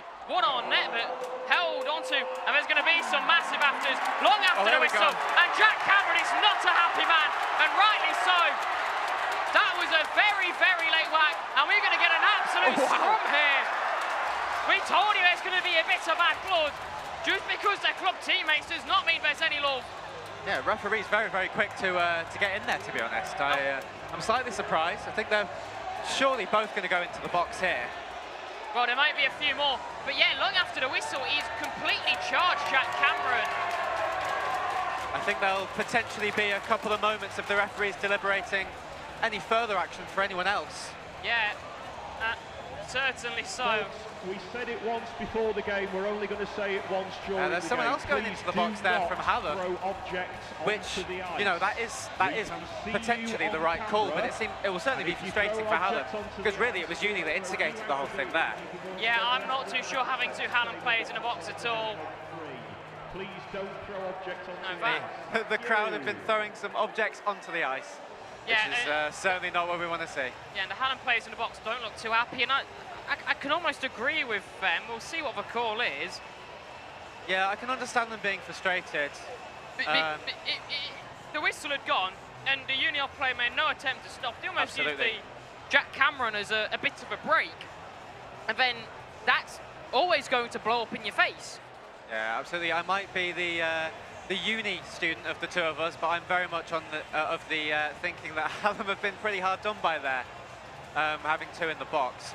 So potentially it's going to be a 5-on-3 favour of Uni, the double power play, which actually no, it's going to be a 5-on-4, isn't it? Because there's one from. I'm going to say there's one in the box. If it's a 5-on-3, there's been a massive blunder there. Yes, no, that's me completely losing my mind for a minute. I'd be interested to see what the official calls are as well, because yeah, absolutely. I maybe take one for roughing and then have a rough and then a netminder interference. So if that was me, I'd have netminder interference and roughing for Union and a roughing for Hallam. Once again, referee to the timekeeper's bench. But referee being called to the timekeeper's box, trying to sort this all out. And it is just going to be a 2-minute power play. Can tell you in the box then, number 22, Matt Ryan, he's the one who's got the penalty on the clock. We'll wait to update you on the other two who are in the box, one Hallam, one Union. But it's going to be another power play then for the black and gold. They've just taken the lead on it, and it was a rather convincing power play. They worked it well, they was patient, they cycled the puck perfectly, and the opportunity came out. We said it before, get it to the point, get a shot on it, hope for a rebound, and it's exactly what they did. And there's a player down in the tunnel as well. That is... Wow. Point for Suki Watana. Yeah, for Suki Watana's the Thai international. He's been gone down the tunnel. I don't know if that's for an injury or not. That's certainly a great spot by our camera team. And already one timer wound up, that just falls wide of the net. On the University of Sheffield. Well, they'll certainly be hoping that Fasuki Watana can play on, because he actually had a very, very good start to the game. He's a Thai international, a very, very good young player. Number 22. Back in for Union, straight in, aiming 5-0, it's held on to. And again, 42, Tom Thomas. Another whack. 2 minutes for delaying the game. Yeah, that's... All of those penalties. I don't know if you call that. Josh Fall and Tom Thomas, both 2 minutes for delay of game, and then a roughing call for Hallam as well. And now Shalito's going to go into the box. But delay of the game... Yeah, I'm not completely sure. I don't know whether that's a problem between the announcer and the referees and the box down there. Delay of game doesn't make any sense. A goalie interference, surely there was one going on there. If you're not calling that netminder interference, I don't know what is. But we're going to get 4-on-4 for a minute and 31 seconds before we'll get a 29-second Hallam power play. Penalty on the University of Yeah, that's a really big loss, Sebastian Shalito. He's been fantastic, certainly on the offense for Uni today. Shalito then 2 minutes slashing call, and that's made it 4-on-4 and a bit more space. Well, I don't know which side the space would benefit, but I think both sides will favour it. And already entering into the space, that's a big hit! Sat down Ben Croter. Hallam still to put Green in off the blocker of Hayden Oates. And Ben Croter, the former Sheffield Scimitars captain, straight up to his feet and got back working. But that was... He certainly took a big one there. Yeah, well, we are certainly seeing some of the physical side of our game here in the past few moments. All it takes is one big fight, and then it really sets the tone for certainly the rest of this period. We wonder whether it's going to stay the same going forward, but now a face-off in Uni territory. They've cleared that very well. Yes, down in towards Hallam's zone. They'll pick it up. This is with number 8, Fasuki Watanu. He's back out, so that is good to see. But it perhaps may have just been a bit of an equipment malfunction or something. We have seen quite a few sticks break, and typically, as a player, some players will have 3 sticks. They'll have the one they're obviously holding, one on the bench, then they'll have one in the changing room, and that's a brilliant stretch pass out, but fantastic work to close the gap down from Joel Bark. And they'll just settle things down again. We've got 20 seconds of 4-on-4 remaining before we have a short Hallam power play and trying to pounce on that. It'd be interesting to see what they can do with just the 30 seconds, because they did not do a lot with the 2 minutes that they had in the first period on that power play. Fasuki Watana, brilliant work dancing his way into the zone, but now there's going to be a chance, heavy back checking needed, as here comes Union. They get forced wide, and defensively, brilliant work from James White, and now it's a Hallam power play, and they get it in their own corner, and they can try and build something up here for just 20 seconds. Down across on the far side, they've got bodies, 3-on-2. Union trying to rush back, one timer straight into the glove of Oates, though. That blink and you miss it, but Hayden Oates sees it all the way, and that might be his best save of the game so far. Yeah, absolutely, really, really good reflexes there. Understandable maybe that Hallam want to get shots on the net with a really, really short power play, but 9 seconds to go. If Uni can win this face-off, then that's probably that wiped out very, very quickly. Yeah, we saw Union be quite good off the face-off, win it, and straight down to either your left winger or your left D-man, send it on net. Union have done that once. I praise that. I'm a big fan of that. If I was a coach, that's probably how I'm drilling it. Yeah, absolutely. It's those little things that just allow you to have possession to really dictate what goes on in the game. And again, they've won it here. It'd be really interesting. It's a shame we don't have stats to be able to see who's won how many face-offs, but it certainly looks like it's in the side of the black and gold. Great save there from Jack Cameron. Got his blocker out. We've not seen many blocker saves this game.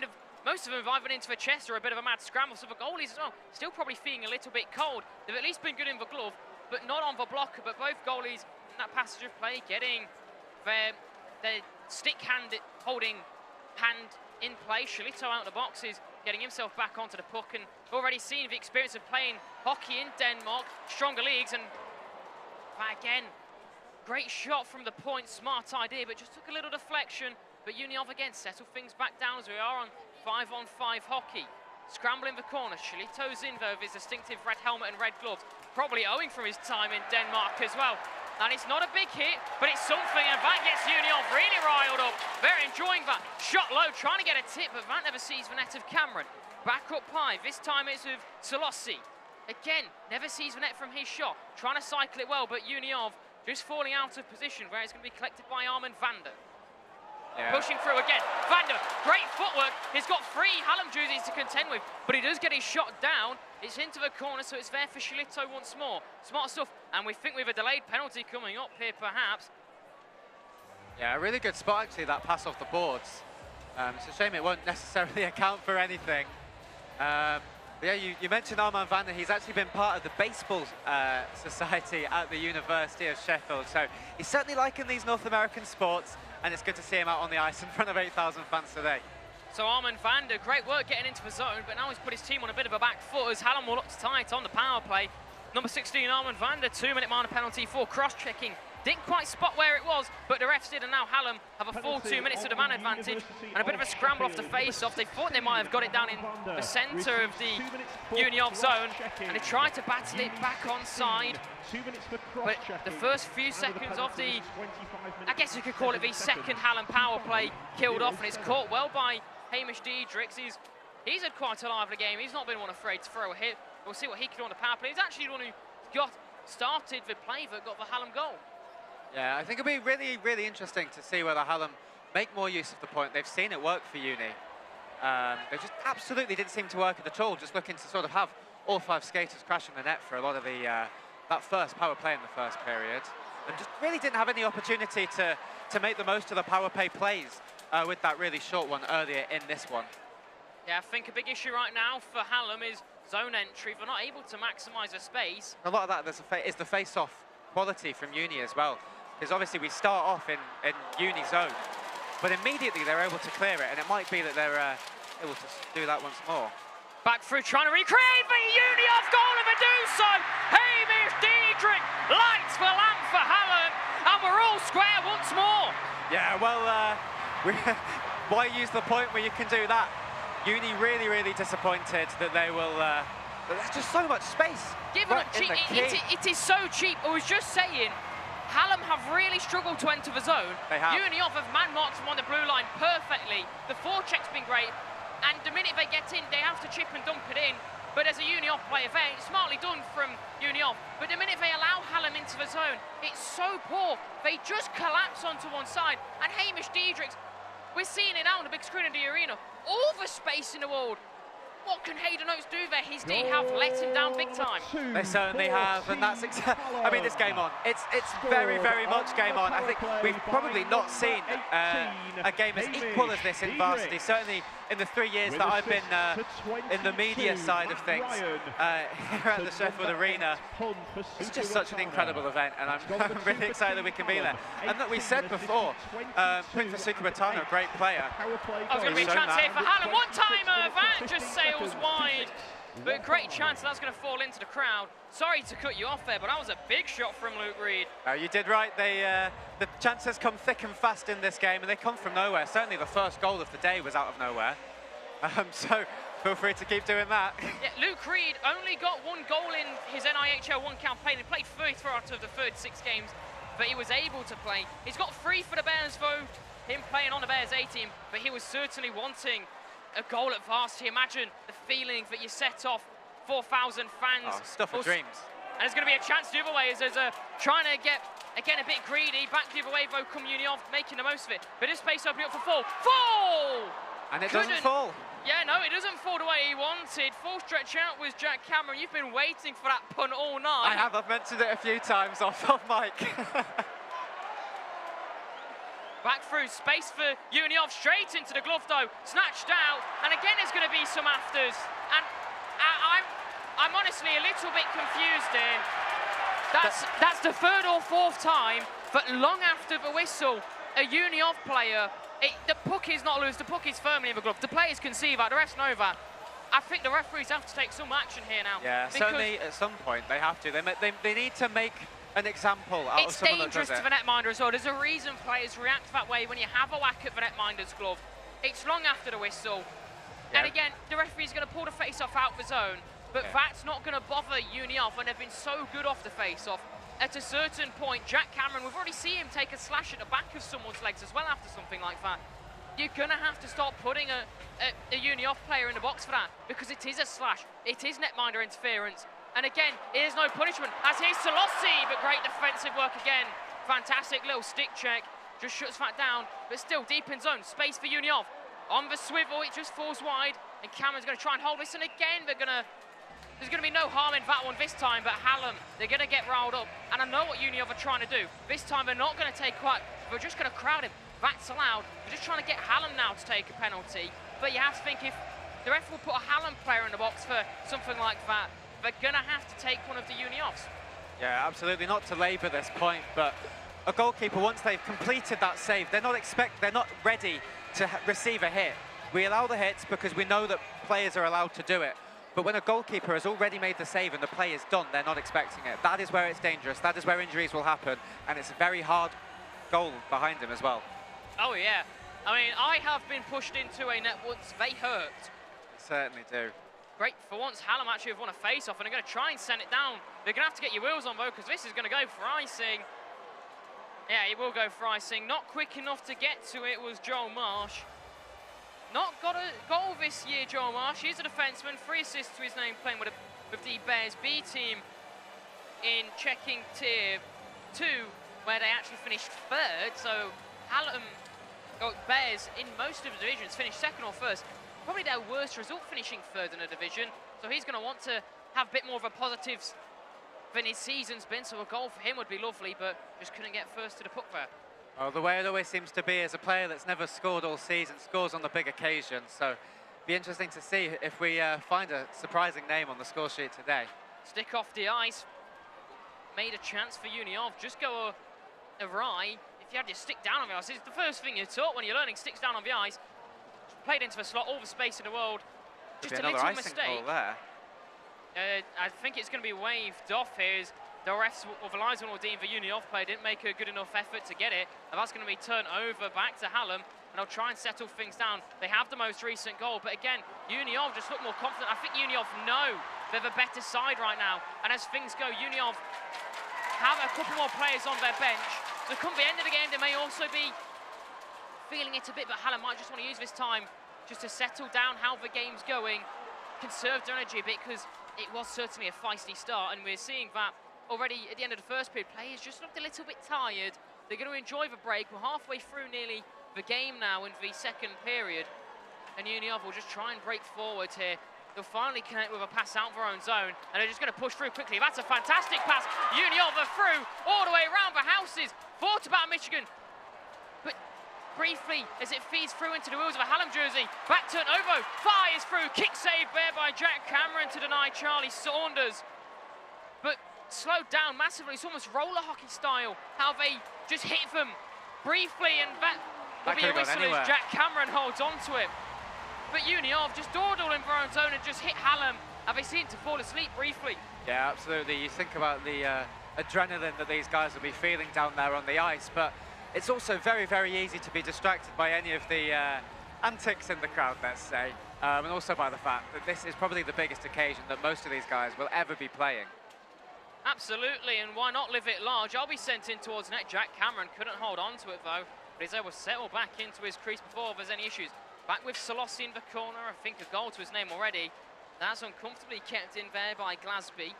Back round, it's almost looking like a Unioff power play right now, as Vel just sets it up behind Solossi. Brilliant pass through, and Jack Cameron, I think he just got a bit to it. But that was a fantastic build-up play from Unioff. A fantastic feed. They're going to try it again through, and Hallam just closed down the door of their D, doing what they did all the way through the first period. Right place at the right time, and isn't allowed the puck to see Jack Cameron. But a brilliant collection nearly, and back in the other way. Hallam 2-on-0. Diedrichs off the crossbar. How has he not buried that, Hamish Diedrichs? And it's going to be a chance at the other end. Unioff, they're looking back. The play was so quick, fired through, it's not cleared! Oh, and Jack Cameron just got something to that. Miracle stuff. Now Shalito, finally we'll get a whistle surely, and we'll do so. And we can just calm things down here ever so briefly. What was that? Oh, he's going to be hit. He's going to be seeing that in his dreams for weeks, for months. That is exactly the kind of opportunity that every player dreams of coming into a game like this. Just came from absolutely nowhere, didn't he? It was the missed the missed hit from a Uni player in neutral zone, and he's going to be so disappointed there. Yeah, the pass came from nowhere. It's going to be a rebound chance. Jack Cameron, how have you managed to get a hold of that one? Uni off. They're lurking back again as here comes Hallam. They're not going to be first to it though. A big hit missed, and unhappy about that one at all. And that is going to be a penalty. That could be an interference call. I don't think that. Potentially. Well, we'll see. We haven't seen the signal yet from the referee. It might be coming out of the zone actually. I think it may have been adjudged to be offside. So the hit late onto Joel Bark, I think. Got a bit lucky there. It might explain the reaction from Absolutely, yeah. Bark. It wasn't really a bad hit. Maybe an arm a bit too high. But Hallam forced back into their own zone then from their own forwards antics, and Uniov so good off the face-offs, back with the puck, and it's with Shilito. Pressing, but missing is Miles.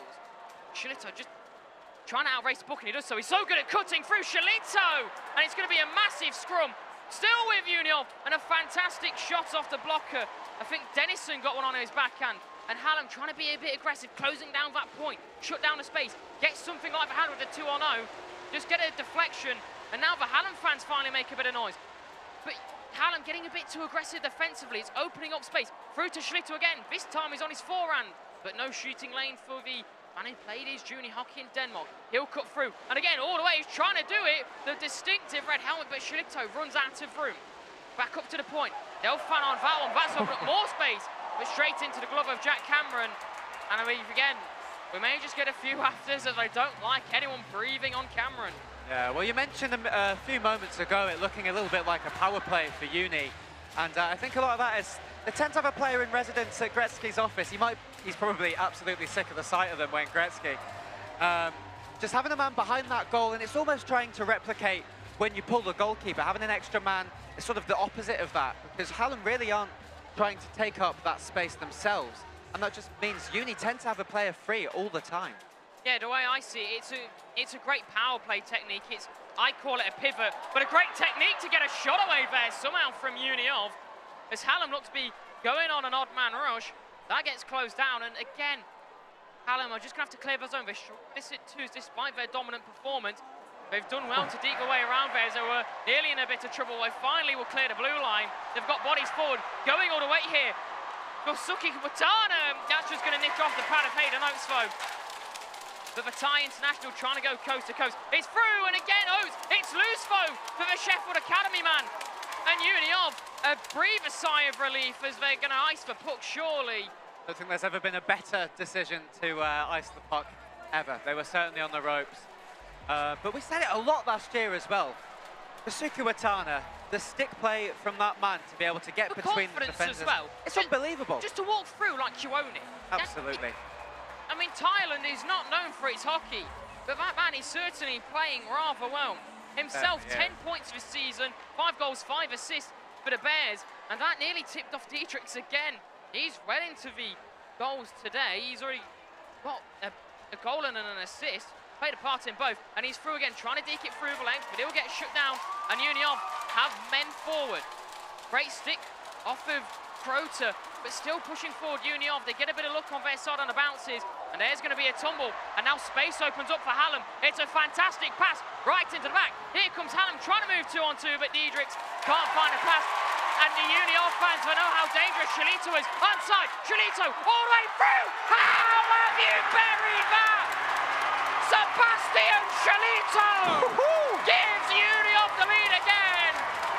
Man magic. Sebastian Shilito, welcome to the big stage. He has been someone that people within British ice hockey, Danish ice hockey, have been talking about, raving about for years. Sebastian Shilito, remember the name was in a few of the articles I read preparing for this game.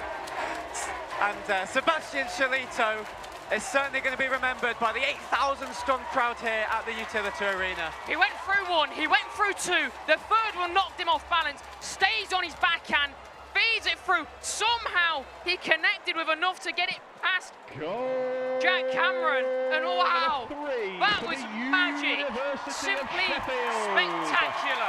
Well, the energy is pretty good here in the commentary box. It's pretty good across the arena as well. 3 goals to do, what a game we have on our hands here. How do we bring ourselves back down from that as we go back to normal ice? Oh, it's fed through! Now it's loose still, it's not covered up! Finally, Ozil pounced it, no! The referee decided that the puck was frozen there. It wasn't, certainly wasn't frozen at all. Oh, I agree. And there's going to be some punches thrown there, and we're going to get some more penalties surely. But I think the referee's going to have to take some responsibility. We've got perfect view of Hayden Oates. It was on his pad, he didn't have his glove on it. The minute he tried to, it got knocked away by a Hallam stick. Yeah, I think the hit was late after the play had been called, but that's because no one thought the play would have been called, because really the puck was not frozen, it was still in play. That's why it's happened. You absolutely have to play to the whistle here. And I think only Justin Dennison's going to go. And I think that is absolutely the right call there. I would say so. I think Hallam finally get a bit of favour on their side with the calls. Dennison doesn't look happy in the penalty box, but I'll be honest with you. If the referee, I couldn't quite hear if the referee's whistle had gone, but if the referee's taking just him, I think he may not have blown the whistle. And Dennison got very feisty way too early. And now Hallam with a chance, right off the back of going down again for the second time, they have a chance to get themselves in front on the power play. Yeah, it'll be really interesting to see again what the referees have actually called that for, because I'm with you, I was not sure at all whether they had actually managed to blow the whistle. It's obviously an incredibly loud arena, and that might be why. This could be 5-on-3 actually, as there's 2 players in the box. Can't quite see who the second one is. One of them is Dennison, the other one is Joel Bark, and we might actually get 5-on-3. Oh, one of them's come back out. Is that going to be a major, or is he just going to leave him out there? I think they may have took the wrong person. Yeah, I think it's just going to be 5-on-4, 2 minutes, because they must have well, both Dennison and Bark both have a 4 at the end of the name, and the jerseys are. Not the Hallam players like to ride them up high, so for us it's been difficult. I hate to be a referee trying to make the right call, but that's been fixed up. And again, brilliant work from Union. They'll just sit on the centres and they'll clear it out. And actually, short-handed chance as here's Sam Parkin. 3 goals last year. He's through. It's low. And defensively, Hallam recovered well as Sam Parkin, certainly a danger man. But every little helps here for Union. He'll just sit it down in the corner, Sam Parkin. This is killing off beautiful seconds, and it bounced out again, but only falls to a black and gold jersey, and they'll stay onside. No. Well, I thought that was offside, and well, it will be pulled back rather late, but Union would have thought they would have been in business firmly there. Absolutely, yeah. Parkin on the breakaway. We know absolutely everything about this man. If you've watched this game before, if you were with us last year, the 4 goals was unbelievable. But it was a remarkable D. Just did not allow the puck to escape his stick in the way that he'd have liked it. And Hallam with it back again. Space over on that far side for Hallam. They'll cut through, running out of room, but they do have options. They're in the high slot, and it is with Diedrichs, but his shot takes a bit of a wicked deflection, and that will sail wide. And again, Uniofo trying to hold it at the boards, losing balance though, and now Hallam will set up that pivot up high. It's with Fasuki Watana. Cross to the far side. Brilliant, trying to connect the pass across, and it's recovered well. As lurking low was Reese Wickens. He's already taken a penalty this game, but he's in a great position. But Union defensively recover well, and again, great stick work. They're blocking these not only well, but they're blocking it in the right part, straight to the stick, as they're trying to pass it low, Hallam, and it allows them to not only recover, but either clear it or build up some form of a counter-attack. But getting too ahead of themselves was Union, and that's going to open up a bit of a space. Fasuki Watana, one time of that, just sailed past, and it's going to be rimmed all the way around. And 30 seconds left on the man advantage for Hallam. Final 5 minutes of this second period. They'll slow things out and get fresh legs on. 20 seconds. All looked a little bit disjointed from Hallam there. A lot of passes going astray. They didn't really seem to have too much of a formation. As you mentioned, the pivot was there for once. Great work by Hallam to get into the zone as White gets himself down there. Humphreys, the captain, though, in his new I guess, allegiance with the Uniov side will collect it and clear it out. And back to full strength, go Uniov. Hallam retrieved the puck though. This is going to go all the way down, and this might go fricing, and it will do so. On your camera is turned off. There's somebody in block 101 with And the breathe. flash on. And breathe again. 4 minutes left of the clock hasn't actually stopped here. I think they'll have to sort that one out. Finally, well, it's 3 seconds. Well, I would like to say it's only 3 seconds, but 3 seconds at the end of the first period. Absolutely. That might be game defining. Well, yeah, I mean, any game with a shot clock, the final minute especially, is absolutely huge as teams just rate, because obviously a game like football or like a rugby union game, as soon as the chance is over, that's when the game ends. But in this one, you could be a second out from scoring, that's the game done. Yeah, a bit of an optimistic point shot there from Armand Vander was never troubling the goal of Cameron. Trying to stretch a pass down. There's going to be a massive race on here. First of a hash mark. Going to be icing? And it will be, yeah. Not just losing out. Fasuki Watana couldn't get there quick enough. He almost put the brakes on a little bit. I think he knew he wasn't winning that race. And it is a very cruel feeling as a forward. You race down and you lose the battle, and it's nice, and you put all that work in, and you can't change. Absolutely, that's what this game's all about, and that's why players often are only on the ice for a couple of minutes. Well, to be fair, if you're on the ice for a couple of minutes a shift, you've done a long 45 seconds, really. The longest coaches will be like 45 seconds, 30, 45 on off, 2 minutes. You've had a pretty of a cruel time, but a cruel time for Jack Cameron, and his D let him down on the face-off. Is able to save it right into the chest. Is Dennison back towards Vander. That shot again, Vander. Can't find the net. He's trying to thread the needle somehow, but the man from Canada not playing like a true-born Canadian right now, but Shalito, who is playing like he's got some of that North American blood, has actually turned the puck over. 2-on-2 the other way. It's a great feed across. Hallam, hands, filthy. The shot, though, denied. Brilliant recovery by Uniov. And not a look in there from Joe Marsh in the end. Brilliant work. And again, opposite ends is Dennison. Couldn't connect with a tape. It's again held on to. Chilito driving through. That goes through the paint. Not able to connect again. Both sides bailing out their forwards with some great defensive work. They'll have to do so again as Chilito plays it up high. That's wristed in but blocked. And back to the Danish junior. Chilito. Space. Cuts through. 1, 2, 3. No! Off the backboards, and Cameron will just sit on this. And we will get a whistle just as it fell off a bit. 3 minutes left. It's getting a bit stop-start here. But again, Chilito showing his prowess and danger. Yeah, well, the reason he had that space was that uni formation. We mentioned it a few times. They have players all around the edges of this ice. And again, I mean, Chilito sees it, he uses it, and that's just really what Hallam are missing a little bit.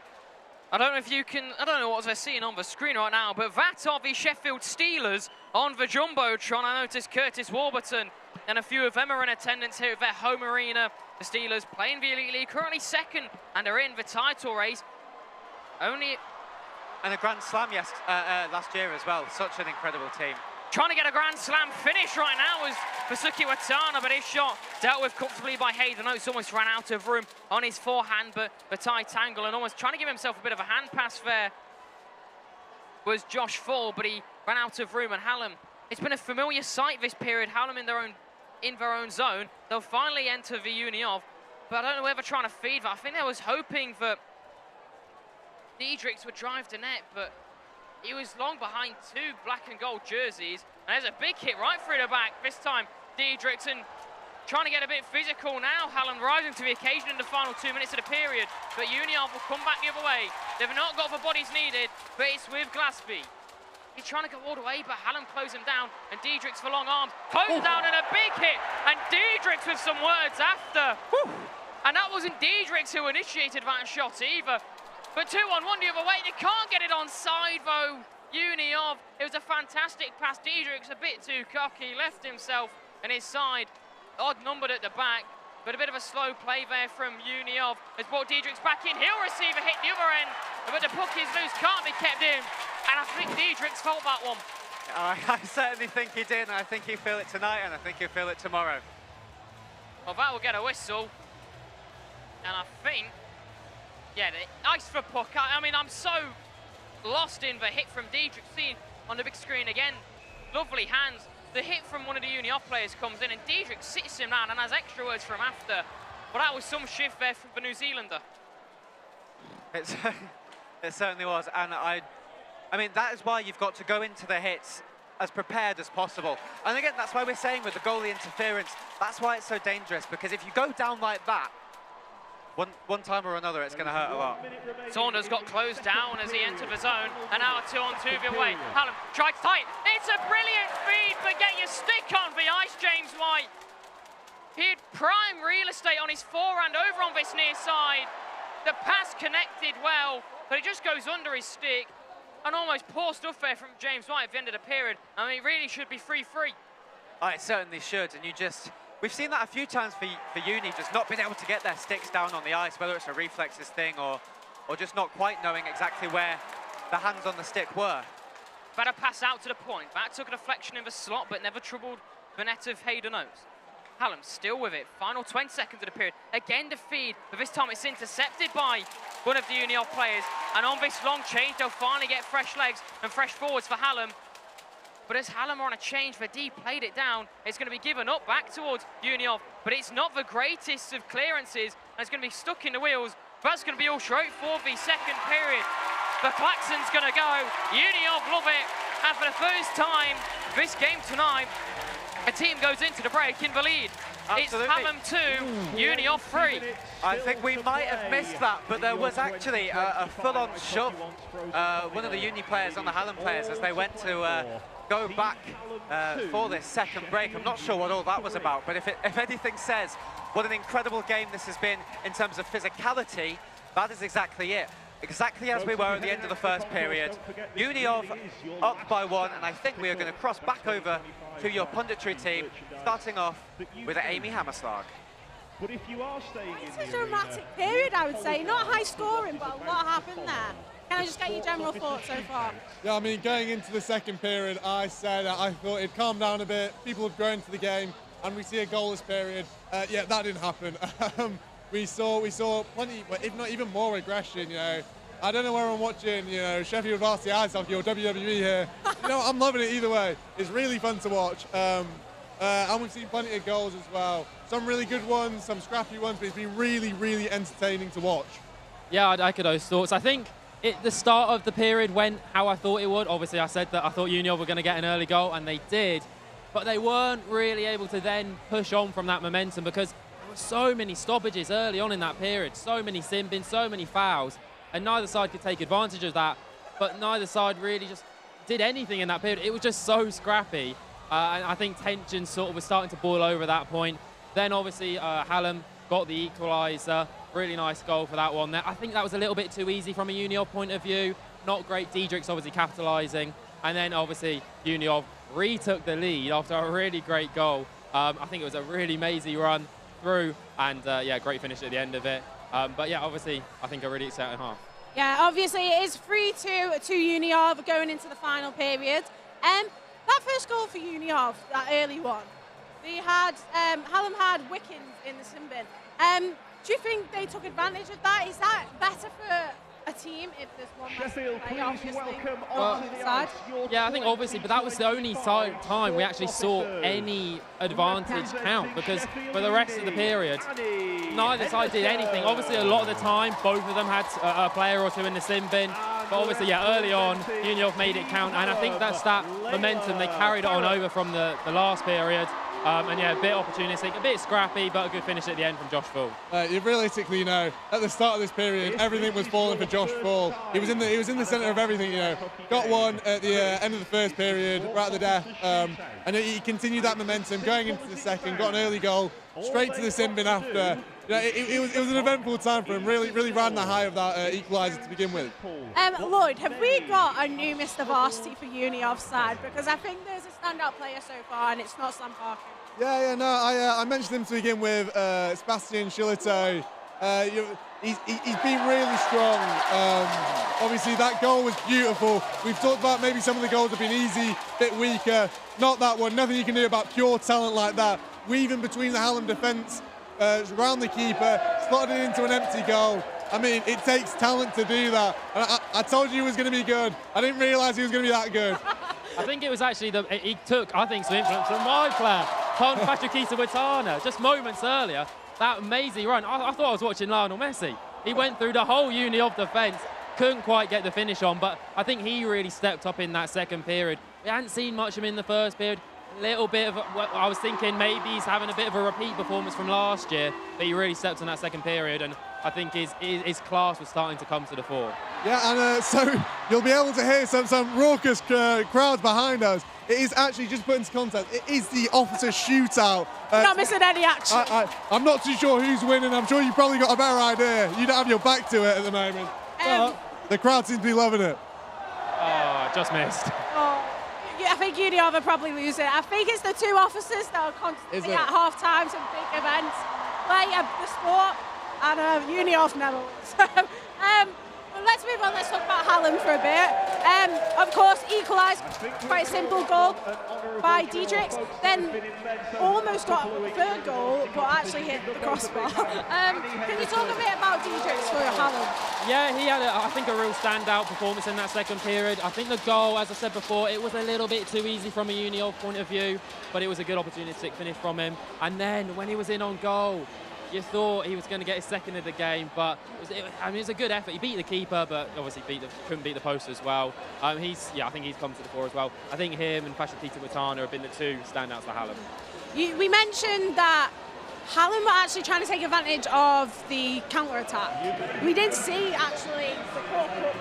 any players up this end for most of that period.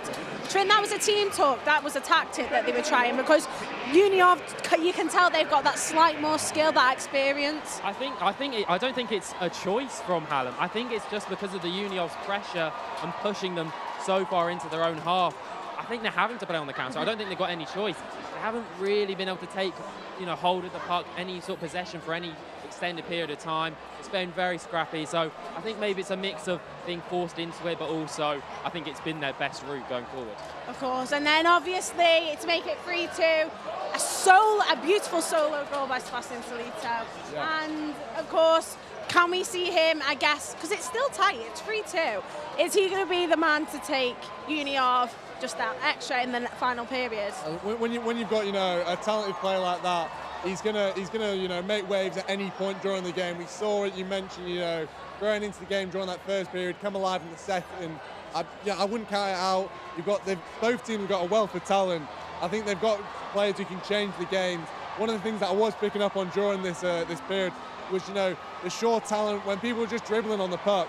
I really do think it wasn't a wide open game. You do have to rely on people, to pick their puck up, take on a few men, create chances themselves. They're not just going to fall at your feet out of nowhere.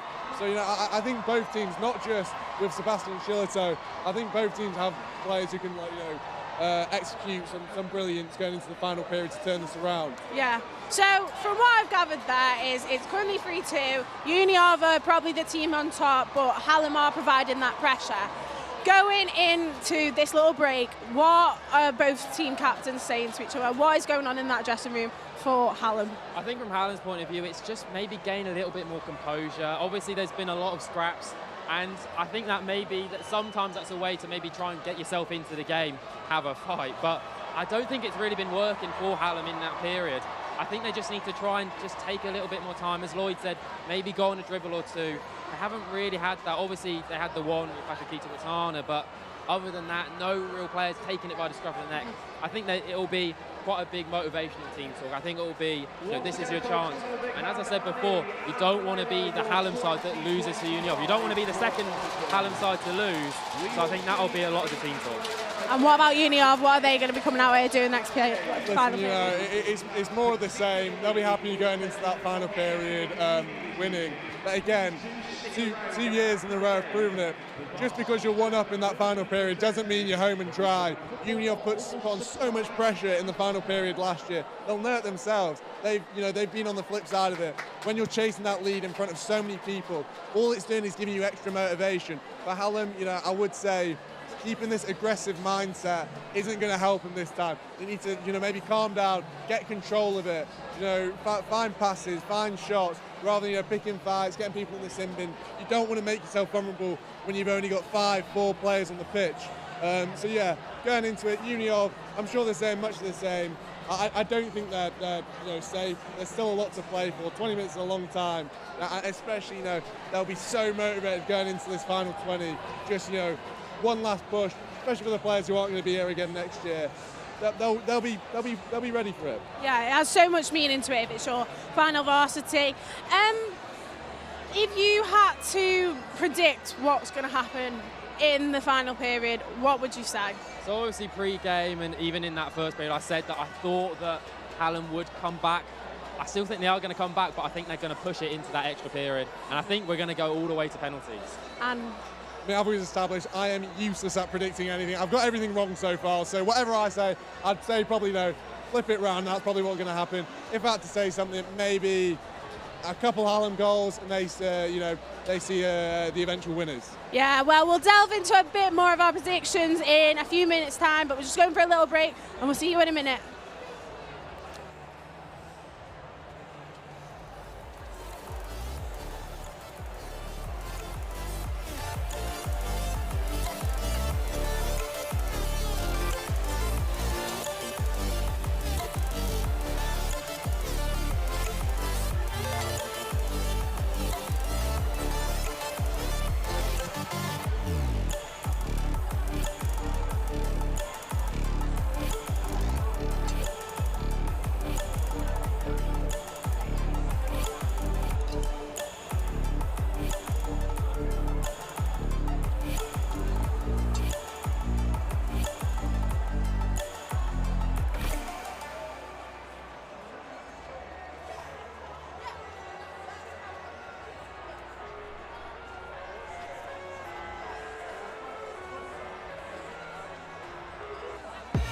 I live inside my own world of make-believe. Kids screaming in their cradles, profanities. I see the world through ice covered in ink and bleach. Cross out the ones who heard my cries and watched me weep. I love everything.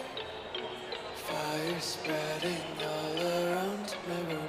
My world's so bright, it's hard to breathe, but that's alright. Hush.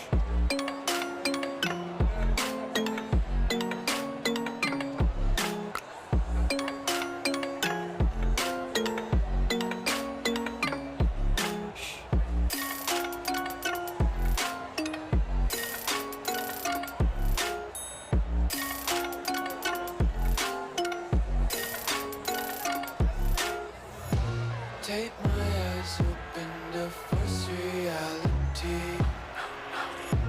Why can't you just let me eat my weight in glee? I live inside my own world of make-believe. Kids screaming in their cradles, profanities. Some days I feel skinnier than all the other days. Sometimes I can't tell if my body belongs to me. I love everything. Fire spreading all around my room. My world's so bright, it's hard to breathe, but that's alright. Hush.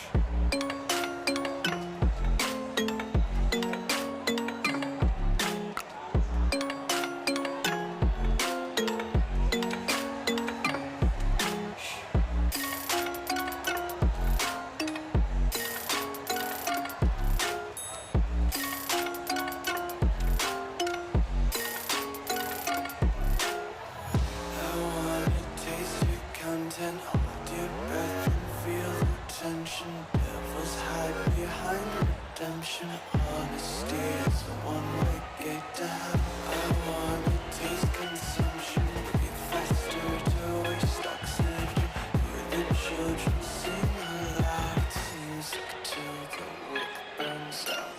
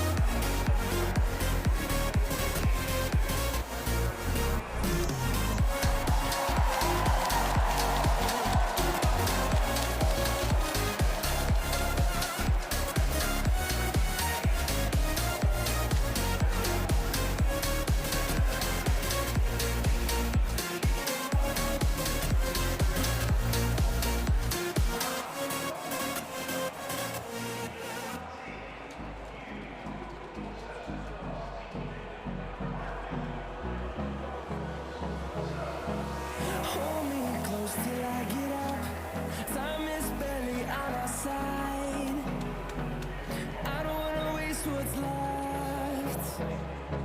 The storms we chase are leading us, and love is all we'll ever trust. Yeah, no, I don't wanna waste what's left. And on we'll go, through the wastelands, through the highways, till my shadow turns to sun rays. And on we'll go, through the wastelands, through the highways, and on we'll go.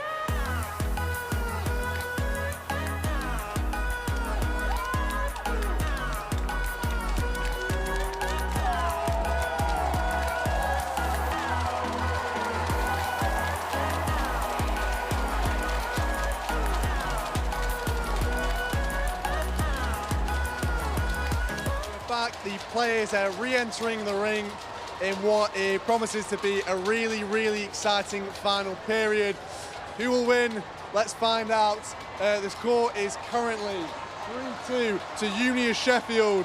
All to play for going into the final period. I'm going to pass you on to our commentators. Thank you very much. Yeah, so to third and final period action, Ollie. It's a one-goal advantage in favour of the Uni of Sheffield. They just pulled ahead, able to get their second goal late in the period after a one-goal apiece first period. Uni of really just came alive throughout that period. A lot of it was spent in Hallam's zone. Hallam didn't look confident defensively. I don't know if we've already mentioned it on paper. We've said that the Hallam team looks significantly weaker. However, credit where credit's due. The strongest players on this Hallam team are their defensemen, and the likes of Ben Croter have really come to save their backs multiple times this game. Absolutely, but fair to say on the offense, Punfasuku Watana has been absolutely box office. We have potentially seen that it was potentially a net guard issue for him. That was the reason he went off, and obviously that's absolutely vital in this sport. Very glad that that all got sorted out and that he's back out on the ice, and of course we saw a goal. Also Dierix, he'll be really disappointed to have not got that goal on the breakaway, but he has certainly had plenty of fantastic shots in that second period. And it'll be one of those guys we expect potentially to be able to hit the dagger and bring them back to level terms in this third and final period. Yeah, Diedrich's 5 goals this season for the Bears. Well, he's got a goal and an assist. He's had a contribution in both Sheffield and Hallam goals. But let's find out. 6 down, puts drop down. We're off for the third and final period. 20 minutes left in Sheffield Varsity. Can Hallam bite back, or will Unioff run away with it? Early enters, and a big hit there onto Wickens as he sat down as he tried to get things going for Hallam early on in the third. Unioff back in their own zone. They'll just collect fourth. There's a Hallam player who's going to hit the deck. And they're just taking their time here, Unioff. They're going to be offside as that's caught in the wheels. There was a pass option over on the far side. They'll finally meet to it and open up a bit of space as Hallam might fall apart a bit. It's not the best rebound control from Cameron as he made the save. But back the other way, it is Diedrichs as we previously spoke to. He'll shoot from range, kick saved by Oates. And both netminers get worked into this third and final period.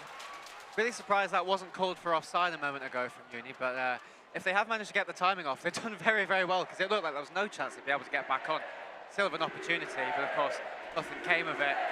Well, I think it wasn't offside as they had not actually gone over the blue line before, but I think they was able to cycle off, and it was clever stuff from Hallam to settle things back down. They'll get back in the zone with Diedrichs. He avoids one hit, can't avoid the puck being pickpocketed off him, and brilliant hands as the Unioff fans stand to applaud their first deke, but lose control of a second. Shot from range through traffic will just be held onto by Cameron. Bit of an optimistic move there from Unioff, but as they were changing lines, probably for the best. Yeah, and the surprise actually really that the keepers decided to smother that puck there. It looked like there was a lot of space for him to hand it off to one of his players, so maybe a little bit of nerves. I mean, it's understandable being a one-goal game on the big occasion, but just wonder whether those jitters are potentially across the whole Hallam roster today.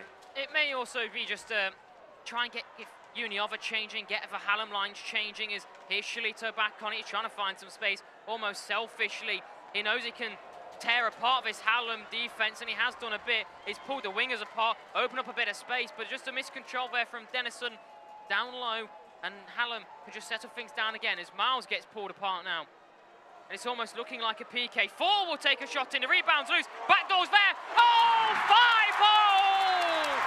5-0! Uni of double their lead, and for the first time, it's a 2-goal gap. Fantastic work from Uni of. And Hallam's back's firmly against the wall now. Well, that did not take long. The one thing that Hallam would have come out in this third period telling themselves is don't concede again, don't go 2 down. That's exactly what's happened. You mentioned the word gap. That is exactly what we're seeing here. That is what we've seen for so many of the goals in this game. Just a gap right in front of that net. That's exactly where you cannot have a gap. You mentioned again, it's like a power play. It really is sometimes when Uni are on the offense. They somehow find that space so well. And then they've done it again. He's absolutely pulled them apart, all of the forwards. They cycled the puck so well. A class above Hallam there. It opens up the gaps. It was a great first save from Cameron, and it looked like I thought he was going to get across for the second, but he just leaves the gap between his legs too far apart, puts it through the 5-hole, and Josh Fall with his second of the game. Fantastic work, and Hallam really have to start going back to the drawing board and trying to find something.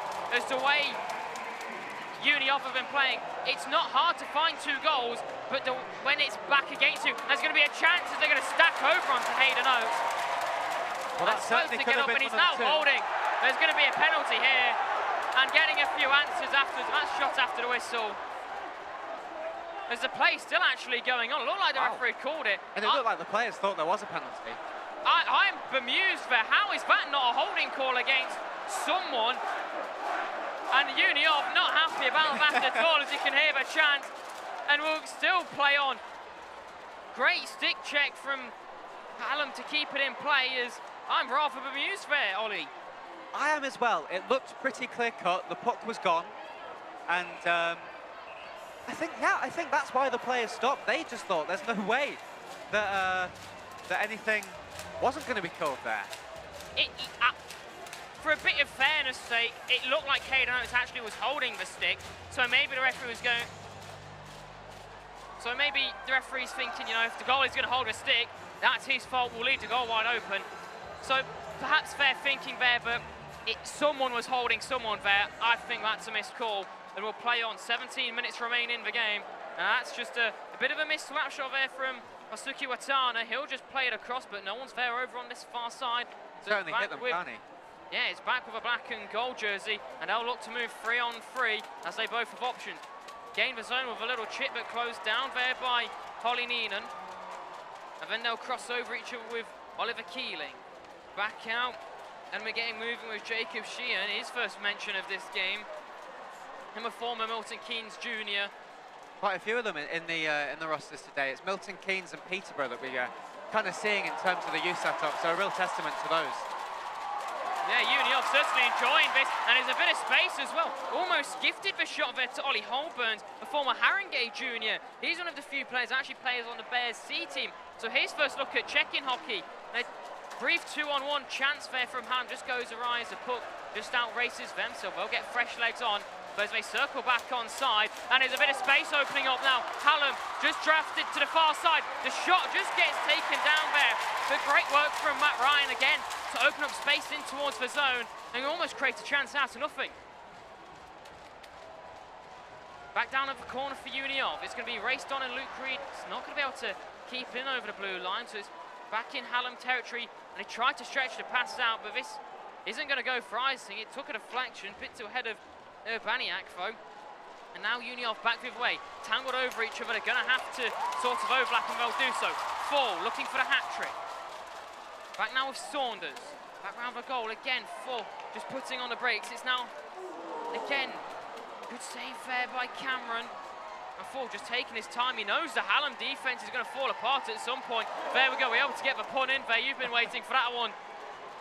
Well, I very nearly did one myself, because I was going to say, every single time it looks like they might have an opportunity for an odd man rush, one of the players just falls away. And that wasn't even on purpose, but as I was saying it in my head, I thought it was Josh Fall that did it. You'll take anything you can get. Oh, I certainly will. And yeah, it just sort of allowed Hallam to get back, make it 3-on-3, and eventually a 4-on-4, I think. And as we've said a few times, there just haven't been those overloads on the offence for Uni, but you could suggest they don't really need them in the way that Hallam do. Well, they've certainly been battling hard. It's been a few sounds between them, but the entire arena in harmony there to sing a bit of ABBA. What's not to love, and Uni of might want to love a bit of this as well, but great physicality. Not happy about Vasta Black and Gold, and there's going to be a big hit there, shutting down Keeling, and a chance in front, that just goes awry, and Luke Reed not happy with the little bit of extras from parking there. Still with Uni of though, no options in the middle, so they'll have to go down low to the pivot. There's a man up high, that cycles all the way through, still at the point, fired in, saved by Cameron, he'll hold on to that. And a rather late cross-check there after the whistle as well. And I think Uni off of the psychological warfare down to a T here as Hallam is starting to get a bit nervy with 2 goals needed to close down with 15 minutes left. Yeah, well, I think that was probably the worst defensive play of the night, really, because there were 3 players in incredible shooting opportunities for Uni. They went for the one right in front of the net. There were 2 others, maybe not the right call, but that was Hallam just completely out of it on the defence. Yeah, almost shuts off. Tiders perhaps setting in. Not tied those for Suki Watana as he's through 1-2 all the way. No call. Brought down, and I think there may have been a bit of a hook there. But for Suki Watana, back up to his feet, and Hallam will collect out of the zone and settle back down with Miles. And he full retreats here. And I have to say, as that's going to take a while, deflection there's a souvenir for a fan. Heads up, everybody in the stands. But as I was going to say, Uni of may have won Varsity by at least 9 points. But this is the one everyone really remembers. Yeah, it's absolutely. With all due respect, tired crowds at some of the events. There's nearly 9,000 people in this arena. It's a full utility arena in Sheffield, the biggest hockey rink we have in the UK for capacity attendance, and there's space for more if they put some spare seating by the stage. But you can lose Varsity and not win a single thing, but if this is the only event you win, you remember, it's almost like this is worth 10 points. Absolutely, 3 years of watching this incredible event, and absolutely, I think always the highlight will be the 2023 final here. The heroics of Yuki Higuchi winning that game for Uni of on penalties. Uni have won now 11 in a row overall. Big hit there at the boards, and the puck nearly fell to the hands of a black and gold jersey in the slot. Will be chipped out though, but this is surely going to go for icing. Yeah, absolutely. And will do so, but there's a tired Hallam bench, it seems, having to be forced out. And again, a chance for Uni of to put the pressure on, get another shot on Jack Cameron. He's not had a bad game by any means, the man who plays for the Bears. He's not had a shutout all season from his 4 games played. He's not going to have one either. And only 87% save percentage this season. And he's, well, 3.91 goals against on average. He's gone over that tonight, and there might be a 5th one here as it's wristed in, but comfortably saved by Cameron. Sent back in again. The tip from Shalito was nearly there, and he's still going. Fed through. Big save by Cameron, and he'll hold on to that. And Dennison head to the guards. He thought he was in business for his first of the night. Yeah, well, I think in fairness to Cameron, none of the 4 goals today have really been anything to do with him. They've been kind of every single one of them a little shut off from the defence. They'll certainly be disappointed. As we know, goalkeepers are such revered figures in this sport. The defence really has to work hard to protect them. It really happened at times today. Yeah, I think both Devo have been the stronger point. Hallam, their forwards, have been slightly lackluster in a sense, at least not compared to the likes of Uni of. But I think the early hits may have ruffled a few feathers, and back come Uni of. Acres of space. They're going to have to lay it off though. That just falls behind them, and Hallam, prime opportunity to counter-attack. Shalito in the back check. He's got wheels between him. But driving forward, Hallam, that's never going to see Vanetta vote. And a big hit again to force them off. Clever stuff from Uni of. And 3-on-1 the other way. Here come the black and gold. Take their time. Fed through. A big save again. No! How has Cameron not saved that? He got a bit of it, but that might be the first nail in the coffin. Hallam, it's Hallam 2, Uni of 5. Yeah, well, you just wonder whether this is where Uni of do start to make both their energy count and their quality count. Hallam sort of fading away a little bit. But yeah, I mean, I feel a little bit bad for saying none of the 4 at the start had been anything to do with Cameron, because unfortunately, that one probably was. Well, not just that, but losing the battle of boards, it will outcut him a bit of slack at least. He's been left hung out strike, 3-on-1, and the fact he's made the initial save is quite impressive. Yeah, but I'd like to say great awareness from Union. Sticks down for once, they get the pass, and you don't have much room in those positions to put it away. And it's the 54-year-old Michael Solossi, guts for goal. And well, there's still youth in that man, it seems. Absolutely, I think he's up in his 50s nowadays. 54. 54, absolutely incredible to see him out there on the ice like that. Hallam back the other way, though they'll get a whistle. 11:46 remaining in the game. Well, do you see a point of return for Hallam here? I think it's going to be tricky, as you've mentioned. They look tired, and they absolutely do. We mentioned during the break to each other that potentially Uni didn't look like they were quite at 100%. I don't think they've had to be. It was really good to see a really even game at the start, but I do think at this point Uni have the know-how to be able to see this one out, and I think Hallam have just been a little bit too hopeful. They haven't really been too measured in some of their plays, and I think now they're just going to get more and more desperate. Absolutely. Bit of a pause there as Hayden Oates' helmet comes off. And Hallam a bit frustrated going to the bench, probably saying, well, he's done it on purpose, but Union are coming back the other way with strength in numbers. It's going to be a face-off win, though, for the pink and white, but they're going to have to be a little bit careful with their hands there as it nearly recovers from the pressure. Union back with it around the boards. Hallam try and keep it in, but Diedrichs, to say he's got a big figure, he's pushed off it, full stretch out, still can't hold on to it from Urbaniak. And now Union again, just stuck in the wheelhouse, get it over the blue line, but a big hit. Gets it back with Matt Ryan. Across the far side, they're trying to open up space, but there's not really a man in an open space, but falling over a bit there as Diedrichs will get a bit of space. But again, the hit just falls wayward and the puck back to Union. Great forechecking though. It's going to be just onside. Diedrichs is through, 1-2. He's running out of room here. Lays it off the post, the rebound just bounces ugly over. Again, it's fired in from Diedrichs. That's just going to sail wide. Best chance of the period so far from Hallam, and netminder's best friend has just bailed Hayden Oates out of a sticky one. Hallam must be very, very sick of the upright there, because that's twice now that they've been the wrong end of it. Obviously very, very close to being an unbelievable goal, but that's this game, that's how it works. Yeah, Hallam not laying down. Diedrichs driving the net here, but it's with Fusuki Watana. He can react towards moving as well. Great spot to Crota. It's through. That's nicked off the glove of the former teammate of the man who fired that one in, Hayden Oates. Back with Diedrichs. Still got Crota there. The save again. Fired in from a tight angle, and Hallam throwing everything at them. And it's going to come back to bite them, maybe. Union back the other way. Great recovery, though. No! It's turned over. Space. Big save by Cameron. You've got to pass it. You've just got to pass it. Fusuki Watana did well to get back, but why on earth is he not passing the puck there? He had Diedrichs, he had Crota wide open. Fusuki Watana gets selfish. But that is fantastic stuff by Union on the far side. I thought the Hallam D was going to have that covered. They didn't in the end, and he just slowed things down. It's almost like a penalty shot. No one was meeting him anytime soon. Didn't quite see who had the puck on his twine. Oh. But it doesn't matter as Cameron made 2 big saves, and there still may be a chance for Hallam if stuff like that can motivate them. They'll come back the other way. That'll just be chipped in by Orr. Picked up on the boards by Tom Thomas, but he loses off from a heavy touch. And again, not be able to be kept in at the blue line. Stick work, not the greatest from Hallam right now. Perhaps fatigue just setting in as we have 9.5 minutes left in the period.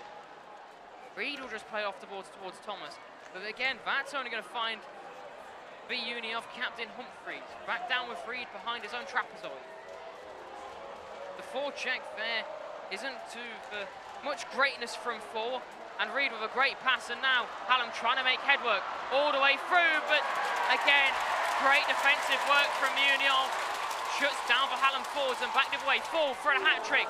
That saved the mask. And having to get his footwork moving there. is Matt Ryan. He'll clear it down. He's actually connected with a great pass towards Wickens. 2-on-2. Wickens on his forehand, drops it back. Big slap shot, nearly got a tip in, but it's again off the leg pad. Falls back towards Tom Thomas. Fed in awkwardly. Oates didn't see all of that. It wasn't what Hallam wanted, but it nearly worked in their favour. Unioff are going to enjoy that, and there's space again. 2-on-2 for Unioff. Through neutralised they move. That's just chipped in, and this is all Unioff need to do. They'll chip it in, fresh legs out there. They haven't got to go for goal. The forecheck is great though. 3-on-2. Dennison. We've seen them feed it well in towards the slot. That time it's not to be, and Hallam will chip it out. And it's not got too much weight on it, so it won't go Freising, but it is at the hands of Joel Bark. Yeah, you can see they're certainly not a 100% Uni. They're almost toying with this Hallam D at the moment. I mean, that was a really, really good opportunity to go for the net. They probably could have gone all the way through towards the goalie there and not touch a defender. I think it was clever stuff, though, to play it down and get the fresh legs out, and it actually worked out better. Yeah, they've been out there for a while. The fresh legs allowed them to forecheck. Hallam was still tired, so the fresher legs created a more certain opportunity. But again, Cameron, he stood tall. You've mentioned it a few times. I'd like to see the shot count now, because the first period was fairly lacklustre for shots on target, but this period has been all Jack Cameron seeing, and Oates is just going to dive on there, but fancying a couple whacks with Sheehan. Couldn't beat the blocker though. The first goal for Hallam went the way of beating the blocker, and a poor Hayden Oates play, but that time the 18-year-old's done well. Yeah, absolutely, it didn't faze him. It's very, very easy to do so. We saw that last year on the Uni side, but goalkeepers come really, really back into this game well, and I know he's conceded one more, but as a netminder, all you can do is stop whatever's faced at you and just try and be as tight as possible. That's what he's done. Yeah, and we're approaching a goal every 2 minutes needed, and that starts getting rather nervy when not happening. But that's a great pass towards Holly Neenan, but just sourced off the boards by Unioff. You can't counteract it. There's going to be some physical stuff, and again, no call. Unioff not happy with it, but it was Unioff who initiated that, it seemed. But Falls got hands all the way through, shut down by Diedrich's throw, and he will match it all the way. Saunders tries to close him down. He'll just wait for a passing option so he doesn't ice it. And we played down to Holly Neenan. She'll get herself through. She's got 26 games played in the women's elite division of the WNIHL, but she can't put that experience to work there. And this might also be her final game as a player. An elite league refs thinking about hanging it up, though. This is her final year on the Bears, not taking an alumni spot. This may be her last of the game, and she might just get a goal on the ice here as he just missed a post. Back with Croter. He lays a big hit, the big body. And Hallam really letting Unioff know if you can't win it on the score sheet, win it in the battles. It's back out to the point. Again, slap shot straight into Oates, and Hallam will close him down, but Oates will hold on to it. And Unioff know every time Oates holds on to those pucks, it's a step closer to a fantastic victory. Absolutely, that slap shot from the point there, it was kind of the epitome of hopeful. There wasn't really any option for a tip there. It was just, I've got to try something. There's 6 minutes to go with 3 goals down in varsity. Uni are being clever, they're being very tight. They're not trying to push themselves too much. It's been really impressive, especially when we've seen them lose so many times at this stage in the past few years. Well, the phrase throwing the kitchen sink is firmly in the minds of Hallam right now. They're not out, but the nails are starting to be put into the coffin. Maybe they can flip the hammer around and pull the screws out. Hallam with a chance 3-on-3. They'll gain the zone, but again, defensively, so strong, Unioff. And that just forces, again, a forced shot, but just ever rising into the netting. It will get a face-off in Unioff territory, but sitting 3 players back now in D. Hallam certainly got the Unioff certainly got the Jose Mourinho mindset, just parking the bus with 6 minutes and change left in this conclusion to Sheffield Varsity 2025. Well, this is varsity heritage, as Jose would say. They've certainly parked the bus in front of that net, and there's just nothing else they need to do. I think they will still be able to get a couple of goals in this one, though. Wonder whether the keeper's going to be pulled. There's 3 goals in it. They might not do it, but it'll be interesting to see what they decide to do, since this is varsity. I'd say at 3 goals, you don't pull it. Shalito fancying a 4th goal to the gap, and his second, but that shot again ever rising. Fasuki Watana is going to jump on this one, and Cameron's going to have to hold on to this just for safety. There's again an awkward bounce. Both sides have had their fair share of them. We've not had any figure skaters out today to create those awkward roughs, but certainly neither side has had their fair share of misfortune on that half. Yeah, I think that's fair to say. It's been a very, it's been a bitty game at times, but we've seen so much excitement at both ends. It's just, as I say, throughout this game, it's hope versus a little bit being able to do exactly what they want to do on the inside. Big hit again off the blue line, but Cholito maintains the puck for Uniov. He just puts the brakes on, a fantastic move. That gets a murmur as he's sent wide to the shot. And pouncing on its camera, Cholito, no goal, the whistle has just gone. And there's some angry players, and Cholito's in trouble here. All sorts of punches being thrown, shots to the back of the head. Cholito's probably going to go here, and that's going to be a big loss. I mean, if there's a time to do it, it's now. He's one of the big names in the offense. He's probably not necessarily going to be needed. However, wow. I mean, welcome to ice hockey, everyone. How necessary was that as well? Not at all. Exactly. Not at all. Your 3 goals clear, there's just over 5 minutes. But Cholito to throw punches to a man on the back of the head who's down on the ground, regardless of who started that, he's on the ground, you don't do that, and he's going to get, I think that might be Armand Vander is going to get the gate, and rightly so. The whistle had gone, but there was no need for him to take a couple of backs, and we said this, if you don't give them the penalties for the slashes on the goalies, it will break out like this, and people get hurt, and people get thrown out. And I hate to say it, that's been a long time coming. Yeah, I would agree. It's a shame. It is a shame.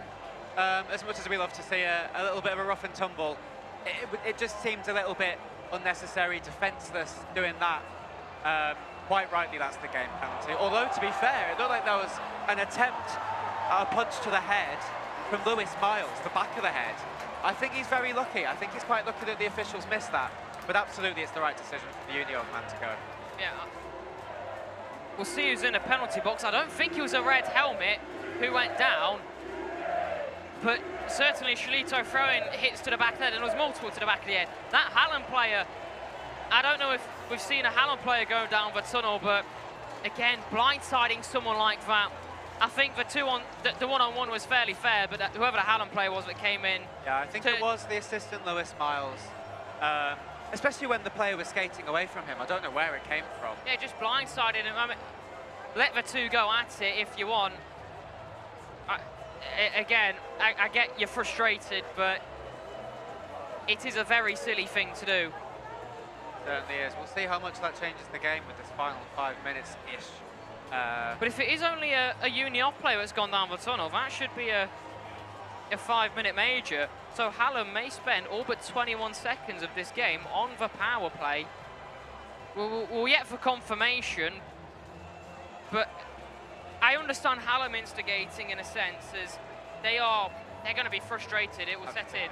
I don't see the need for Union to rise to it at all. No, I would agree. And the Hallam end is kind of filtered out. A lot of fans have left. You just wonder whether they're going to wish they were still here, because certainly with all but 21 seconds, as it looks, to be a power play. And of course, with a major, if there's a goal, you stay on the power play. Well, there's 4 skates on the ice, but no one in the box. It looks to be a Hallam power play. There's 5 players for Hallam, 4 for Union. The penalty box door is wide open for Union, and that will be served by someone.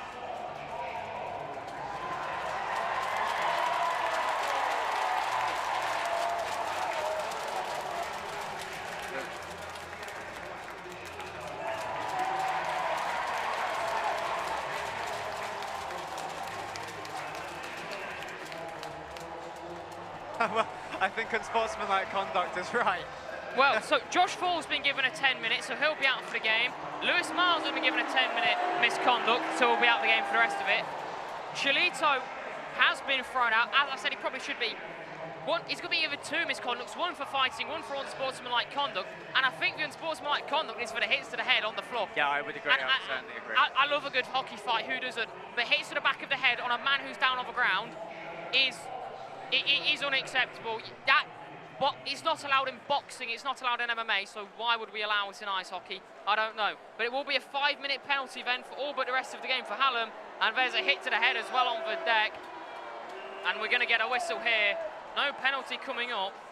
But the thing that's shocked me a bit about those penalties, Miles a 10-minute misconduct. I understand he went and blindsided someone. I would have given him a match penalty and perhaps a 5-minute as well. But I'm not sure about Josh Fall. I mean, he was involved in one tussle, then got blindsided. I don't know what you want Josh Fall to do in that situation. Yeah, no, I would agree. I'm not entirely sure what they've decided on there, but you know, it certainly made for an interesting final 4 minutes and 41 seconds. If there's one thing that is going to help you get out of a 3-goal hole, it's being a man up.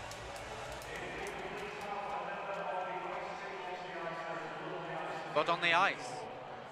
So there's clearly been a hit to the head there. Absolutely. And again, not a call, and so that could have actually been 5 minutes, near enough, of a Hallam 5-on-3. Yeah, so we are going to have a short break here as the ice officials have been called onto the ice.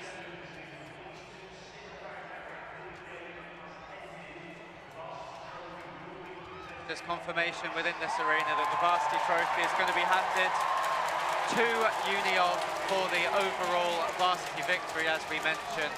How happy does that make you, Ollie? It makes me very happy. It's my final year at the University of Sheffield. It's 3 out of 3 while I've been here, but I don't think there are many people that can say Uni have won more ice hockey games than Hallam while they've been at university. And that is what we're staring down here, the most successful, potentially, period in Uni of ice hockey history. If they can hold on this final just under 5 minutes, a man down, and we have said they've been very good on the penalty kill. Just wonder, I mean, this isn't 2 minutes, this is 5 minutes at the end of a very, very hectic game where they've been absolutely on it the whole thing. It's exciting. It's suddenly a lot more exciting. I would love to build up. I just think Hallam are a little bit tired. I would agree. I would agree. They don't.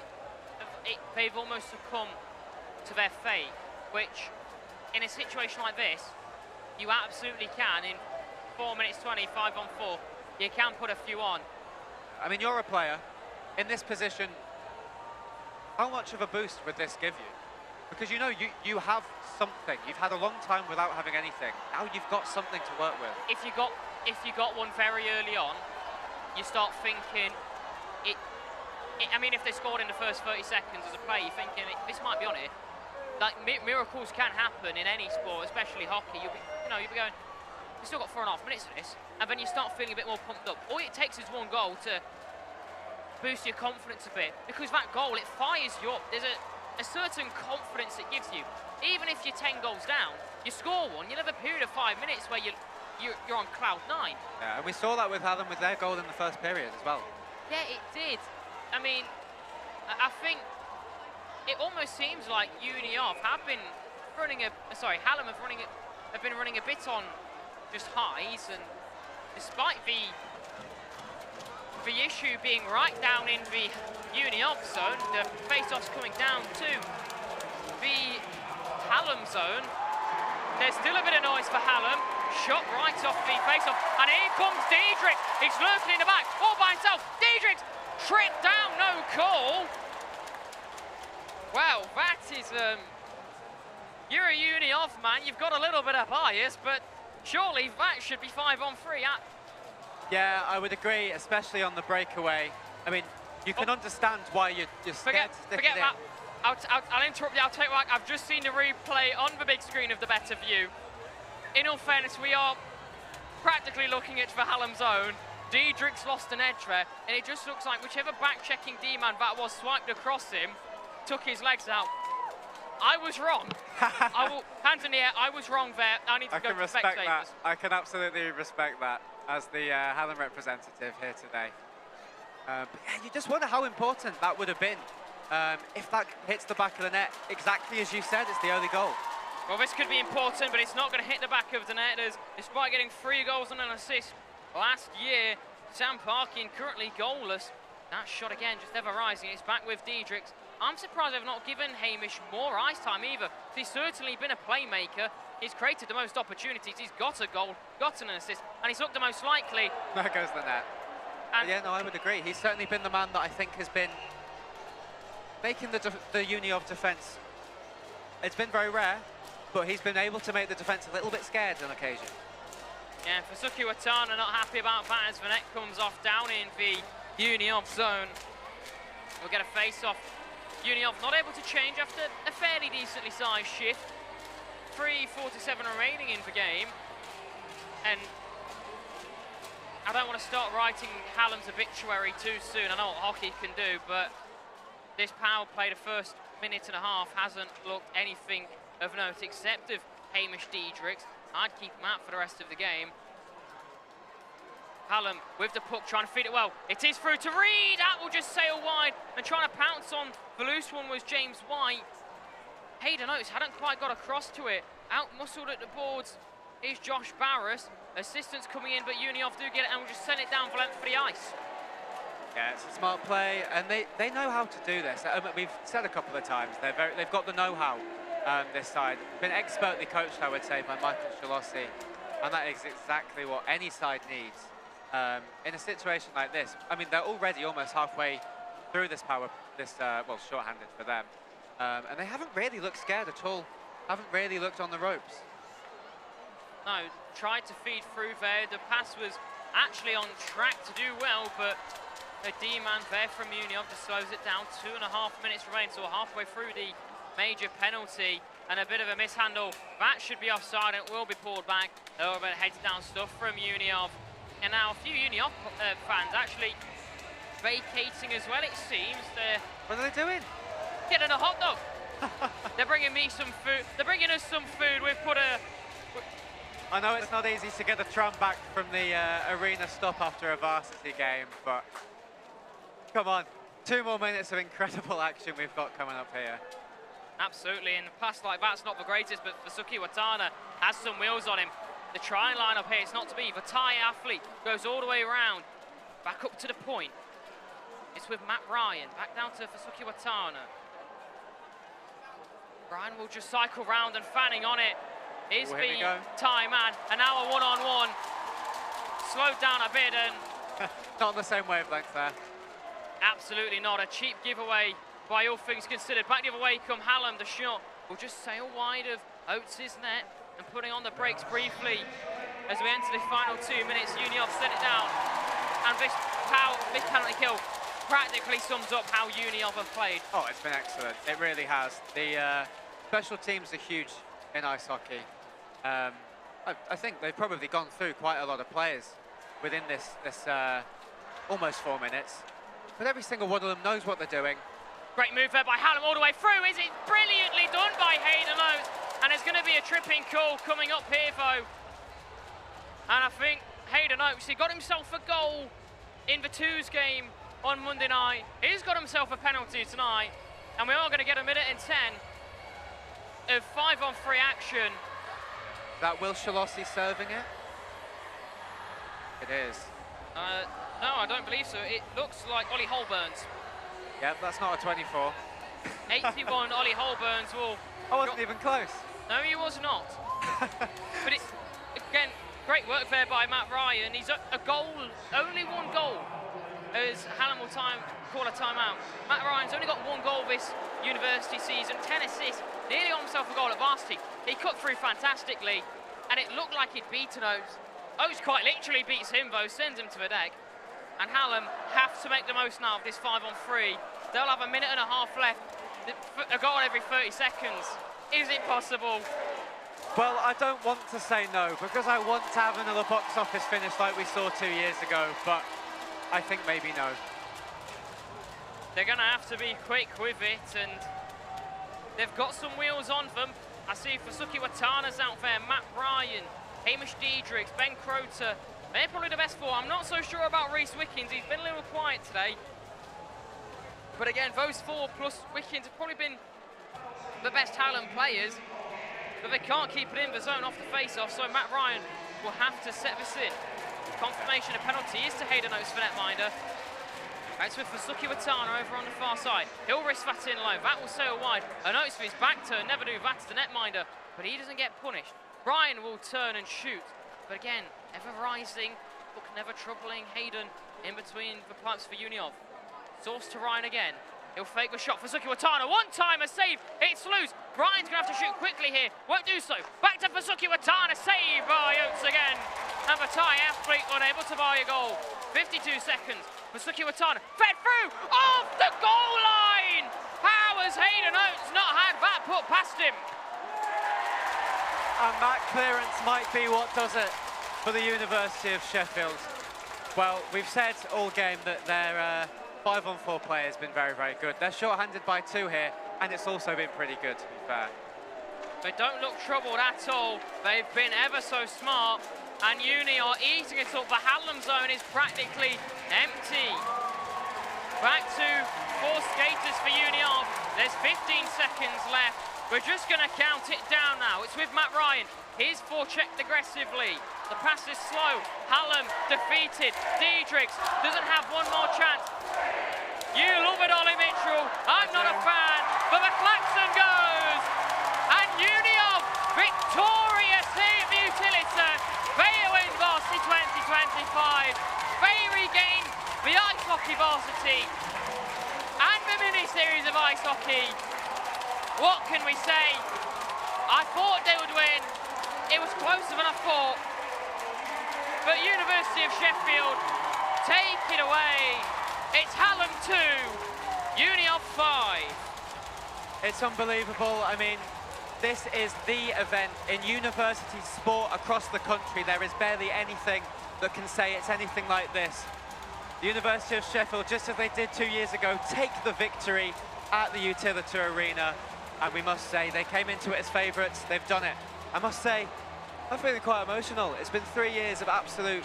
You're not going to cry on me, are you? I'm not going to cry just yet, but it's been 3 years of varsity and it's been unbelievable. This is the final event for me, just as it's the final event for so many of those players down there. So many people across so many teams. 14 days of absolutely fantastic sporting action. It's come down to this. That's it. I believe we will be crossing back over to the punditry team. At the moment, we just have Seb Alston and Lloyd Patterson. And there you have it. It's gold for the black and gold of University of Sheffield, who win 5-2 in the 2025 Ice Hockey Varsity. Overall, Sheffield University are the winners. Seb, what do you make of the game?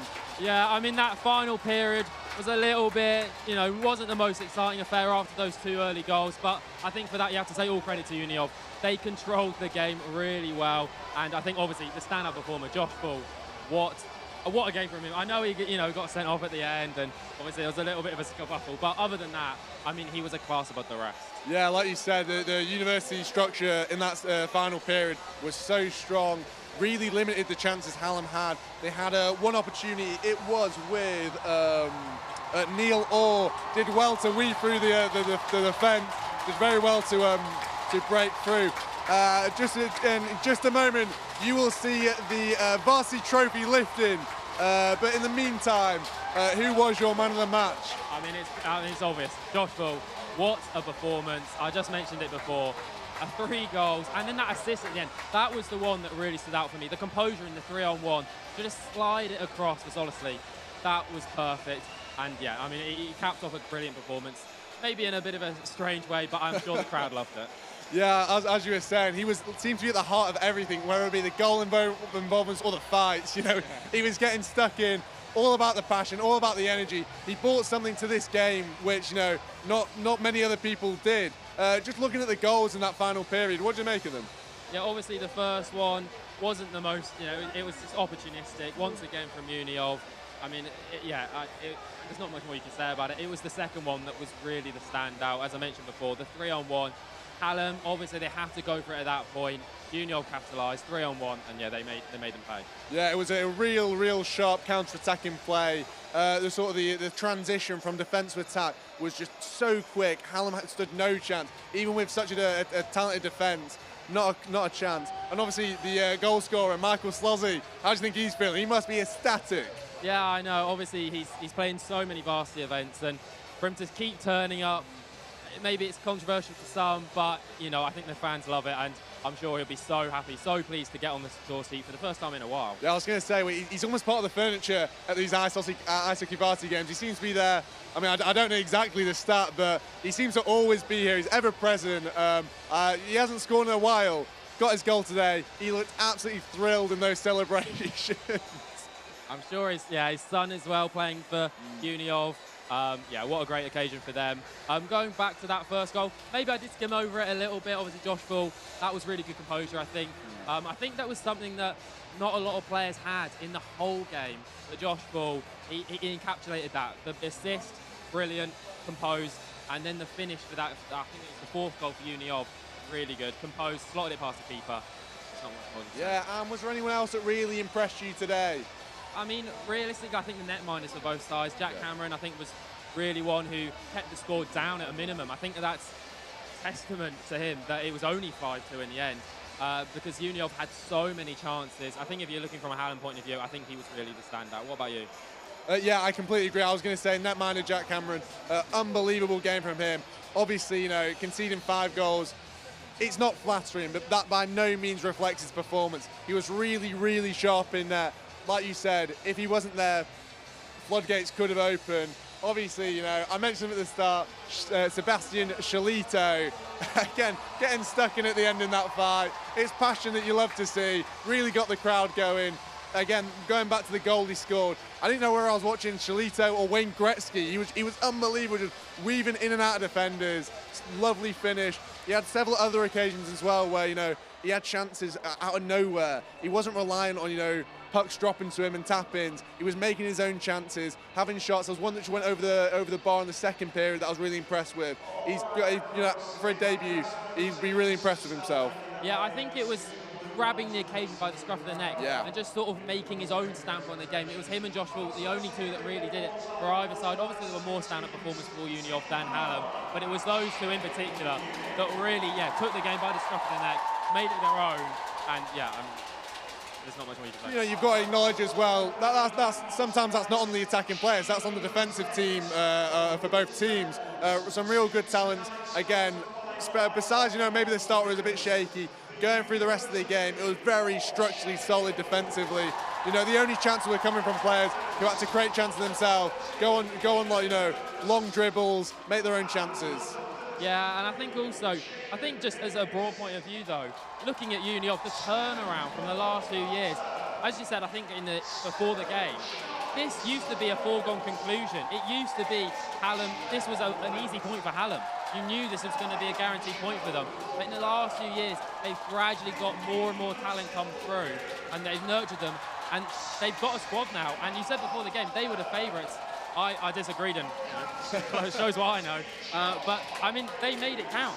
And, yeah, there was pressure on them, maybe coming into it with, I think a lot of people were saying they were favourites and had a better squad than last year, and there was pressure on them to go one step further than 1 year. But they made that count, and I don't think they let it get to them. Maybe early on, because it was closer than it probably should have been. And I think it was only when they really got a hold of the occasion, then the quality came to the fore. I think it was from then on that they stamped their mark on the game. Yeah, as you can see here, the Uniov players and the Hallam players both coming out to collect their medals and lift the varsity trophy. Every player on that rink will go home so proud of themselves. They all played really well. And obviously, you mentioned at the start, you said about for the Hallam team, you don't want to be the team that loses to Uniov. Historically, this is a Hallam event. They never usually lose. However, you know, I don't think they've got anything to be ashamed of. They went out there, they played well, they led at times. Listen to that reaction. The fans are loving it. But as I was saying, for Hallam, there's nothing to be ashamed of. They've come in and they're facing a much stronger Uniov team. This is one of the strongest teams Uniov have ever had. So yeah, they came in favourites, they've left winners. I think everyone can go home proud of themselves. Yeah, I think for a Hallam point of view, obviously they're going to be disappointed because, you know, they are only the second team to lose to Uniov in the ice hockey. But I think when they look back on it, I think they'll know that they just didn't have that bit of quality today. They just didn't have it within the team. Yes, they have a little bit more depth, but they just weren't able to really use that depth to full advantage. But they gave it their all, and I think you could see in that final period, they were throwing everything at it, and even with the man advantage, they couldn't make it count, but they kept going right until the end. Even calling that time at the end, you wouldn't do that unless if you'd given up, you wouldn't do that. And yeah, I think it was testament to them that they kept going even though the game was lost. Yeah, of course. Again, at the end, they looked out of ideas, but that's not because of their talent. That's because how much they were putting into the game in the first 2 periods, even with the man advantage for that final quarter of the period. They couldn't do anything. They looked like they'd given their all. Especially, I do think that the initial first goal of the period to make it 4 for Union sort of killed momentum. If Hallam come out, nick one, level it up, it's anyone's to play for. Once you're chasing a 2-goal lead on the back foot with the best part of maybe like 17 minutes to go, it's always going to be an uphill battle. I think it was really that lead that was so important for Union. Once they got on the lead, because they were the team that were controlling the game and Hallam were only really restricted to chances on the counter, then when the pressure and the initiative was put on Hallam to really break down Union, they just couldn't do it because that wasn't the game plan. That wasn't what they were designed to do going into the game. And so I think they wanted to try and keep it tight and maybe go into the final period, all things square, or maybe even in the lead after nicking one on the break. But because they were behind, with the initiative on them, they just weren't able to go out there. And I think they had to go into that final period leading to take anything from it. That's all, yeah. If you look at the goals the 2 goals they did score, obviously, perhaps they're opportunistic, right place, right time. But, once Uni had that lead to hold on to and were pretty firm, they had no reason to put people forward, to commit. They didn't give away those chances that led to, the 2 goals that they did concede. Yeah, I think definitely. I think for Hallam, they'll look back on it with a little bit of a missed opportunity. But, yeah, I think realistically, it was Uni's off to lose. And once they got ahead, they made it count. I think you have to say it's great testament to Union. With a man down, they still were able to just keep Hallam out at the back. And, I think from a defensive point of view, the defensemen for Union, I think they've got to be really proud of their performance today. Yeah, absolutely. Would you say the best team won? I think quite convincingly. Obviously, we would have loved it to be a little bit tighter in the end there. That final period wasn't quite, the thriller of the last couple of years, but still, a great occasion. And what do you make of the whole varsity, ending with over a 10-point difference? Yeah, obviously, maybe on paper you might look at that and think, obviously, it's a big gap, and Union have won it once again by a little bit of a landslide. But I think there's promise that going into the years ahead, things are getting a little bit tighter. Maybe events that one Uni were more favoured to win and in years gone by were absolute landslide. Things are all getting a little bit closer, so I think it's really exciting times going ahead for varsity. Yes, this year ended up being a bit of a foregone conclusion, but going ahead, I think there's real excitement. I was going to, and exactly what you just said, that this ice hockey event stands testament to that. An event which was always a foregone conclusion. Historically, this is Hallam to lose. Union have come today with perhaps a stronger side, potentially favourites. If you ask me, if you ask you, you're saying something else. But and they've come in, and it shows promise that there's other events that may swing in other people's favour as we go on. Yeah, I think it just shows that the universities are sort of, getting a little bit more closer in every sort of field, and I think that's a really good thing. It's a really positive thing. Maybe in the past, Union have had a clear advantage, and yes, they did this year, but I think, as we said, things are getting a little bit closer. And even though, obviously, this was an event that Hallam probably needed to go in their favour and maybe keep that stranglehold on this event, even though it's gone the other way, that does give them promise for other events that maybe they can do the same. Exactly that, especially events like Sports Park this year scored so many more points than they usually do. Really dominant performance in football. It shows promise, and I think going forward we could see varsity be more open. Obviously, it's the nature of varsity university sports. There's a revolving wheel of talent coming into these universities. You never know who you're going to get, but it shows promise for the future. Yeah, definitely. I wanted to get your thoughts though on obviously the ice hockey being the final event this year. Last year it was the opening event, and obviously all the years prior to that it was the final event. Do you think it maybe works a little bit better as the opening event, or have you preferred it going back to the final event? You know what? The excitement's always there. The crowd's always up for it. Whether you put it first, whether you put it last, whether you put on a random Tuesday in the middle, there'll always be interest in this event, and it's always really good. I think besides, it'd be really good. And if you look, University of Sheffield are just about to lift the varsity trophy. A very well-deserved feat this year. There you go. your 2025 Sheffield Varsity winners, the University of Sheffield. Yeah. Congratulations to everyone involved. And so, so it's been really strong.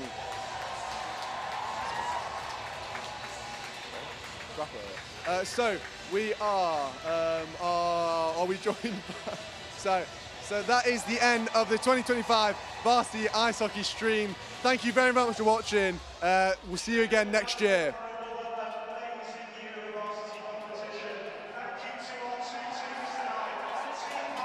Yes.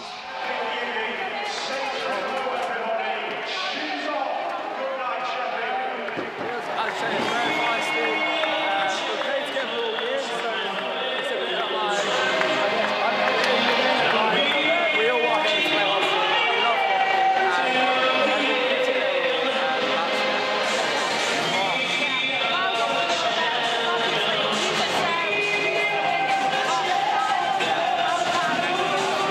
I mean, it's sad that we haven't won, but obviously we haven't won the streak. We did lose that a couple of years ago, but it is really nice for us to try and get that one again. We knew we'd be able to win that team coming into this, so we just tried to play feisty, play fast, use the full like bench. I know you didn't use the full bench at all, but yeah, it's just the depth, it's bringing everyone together.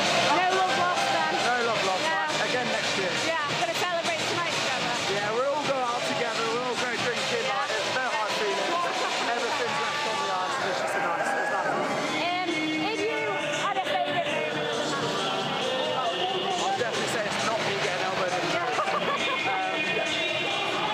I'll say it's probably the first period, because they didn't think that we would be 1-1, and yeah, we brought it to them. alright, well, have fun tonight, thanks for your time, thank you.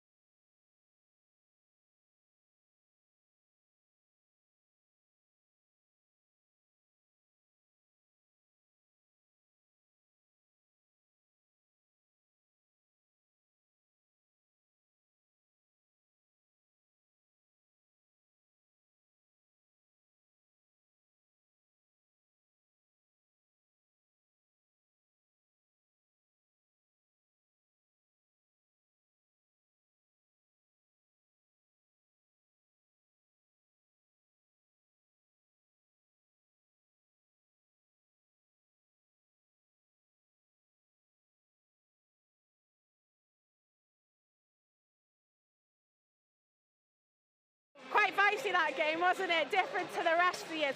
Why was it so feisty?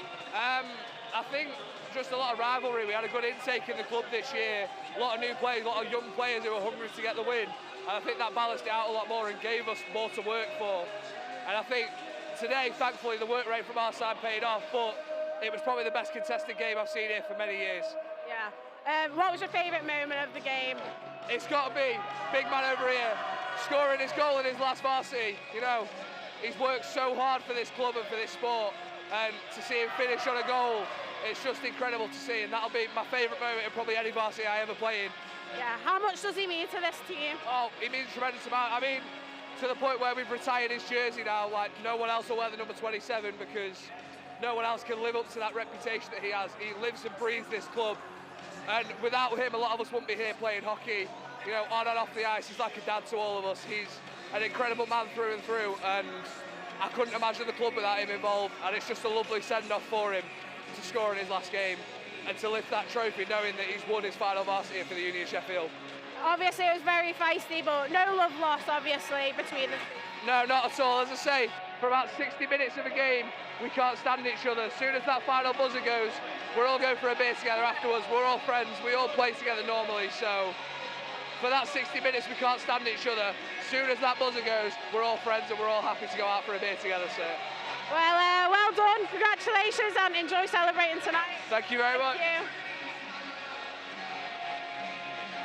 That's us from down here on the ice rink. We spoke to both sides and no love lost at all. It's been a feisty match, but exciting. And I'm glad that, you know, University of Sheffield can finally celebrate, and it just makes sense after Michael's final game for Uni of. Retired the shirt, it's just what sport's all about. So yeah, can't be biased, but I'm happy Uni of have won. We're going to probably go back to Sebastian Austin and Lloyd Patterson.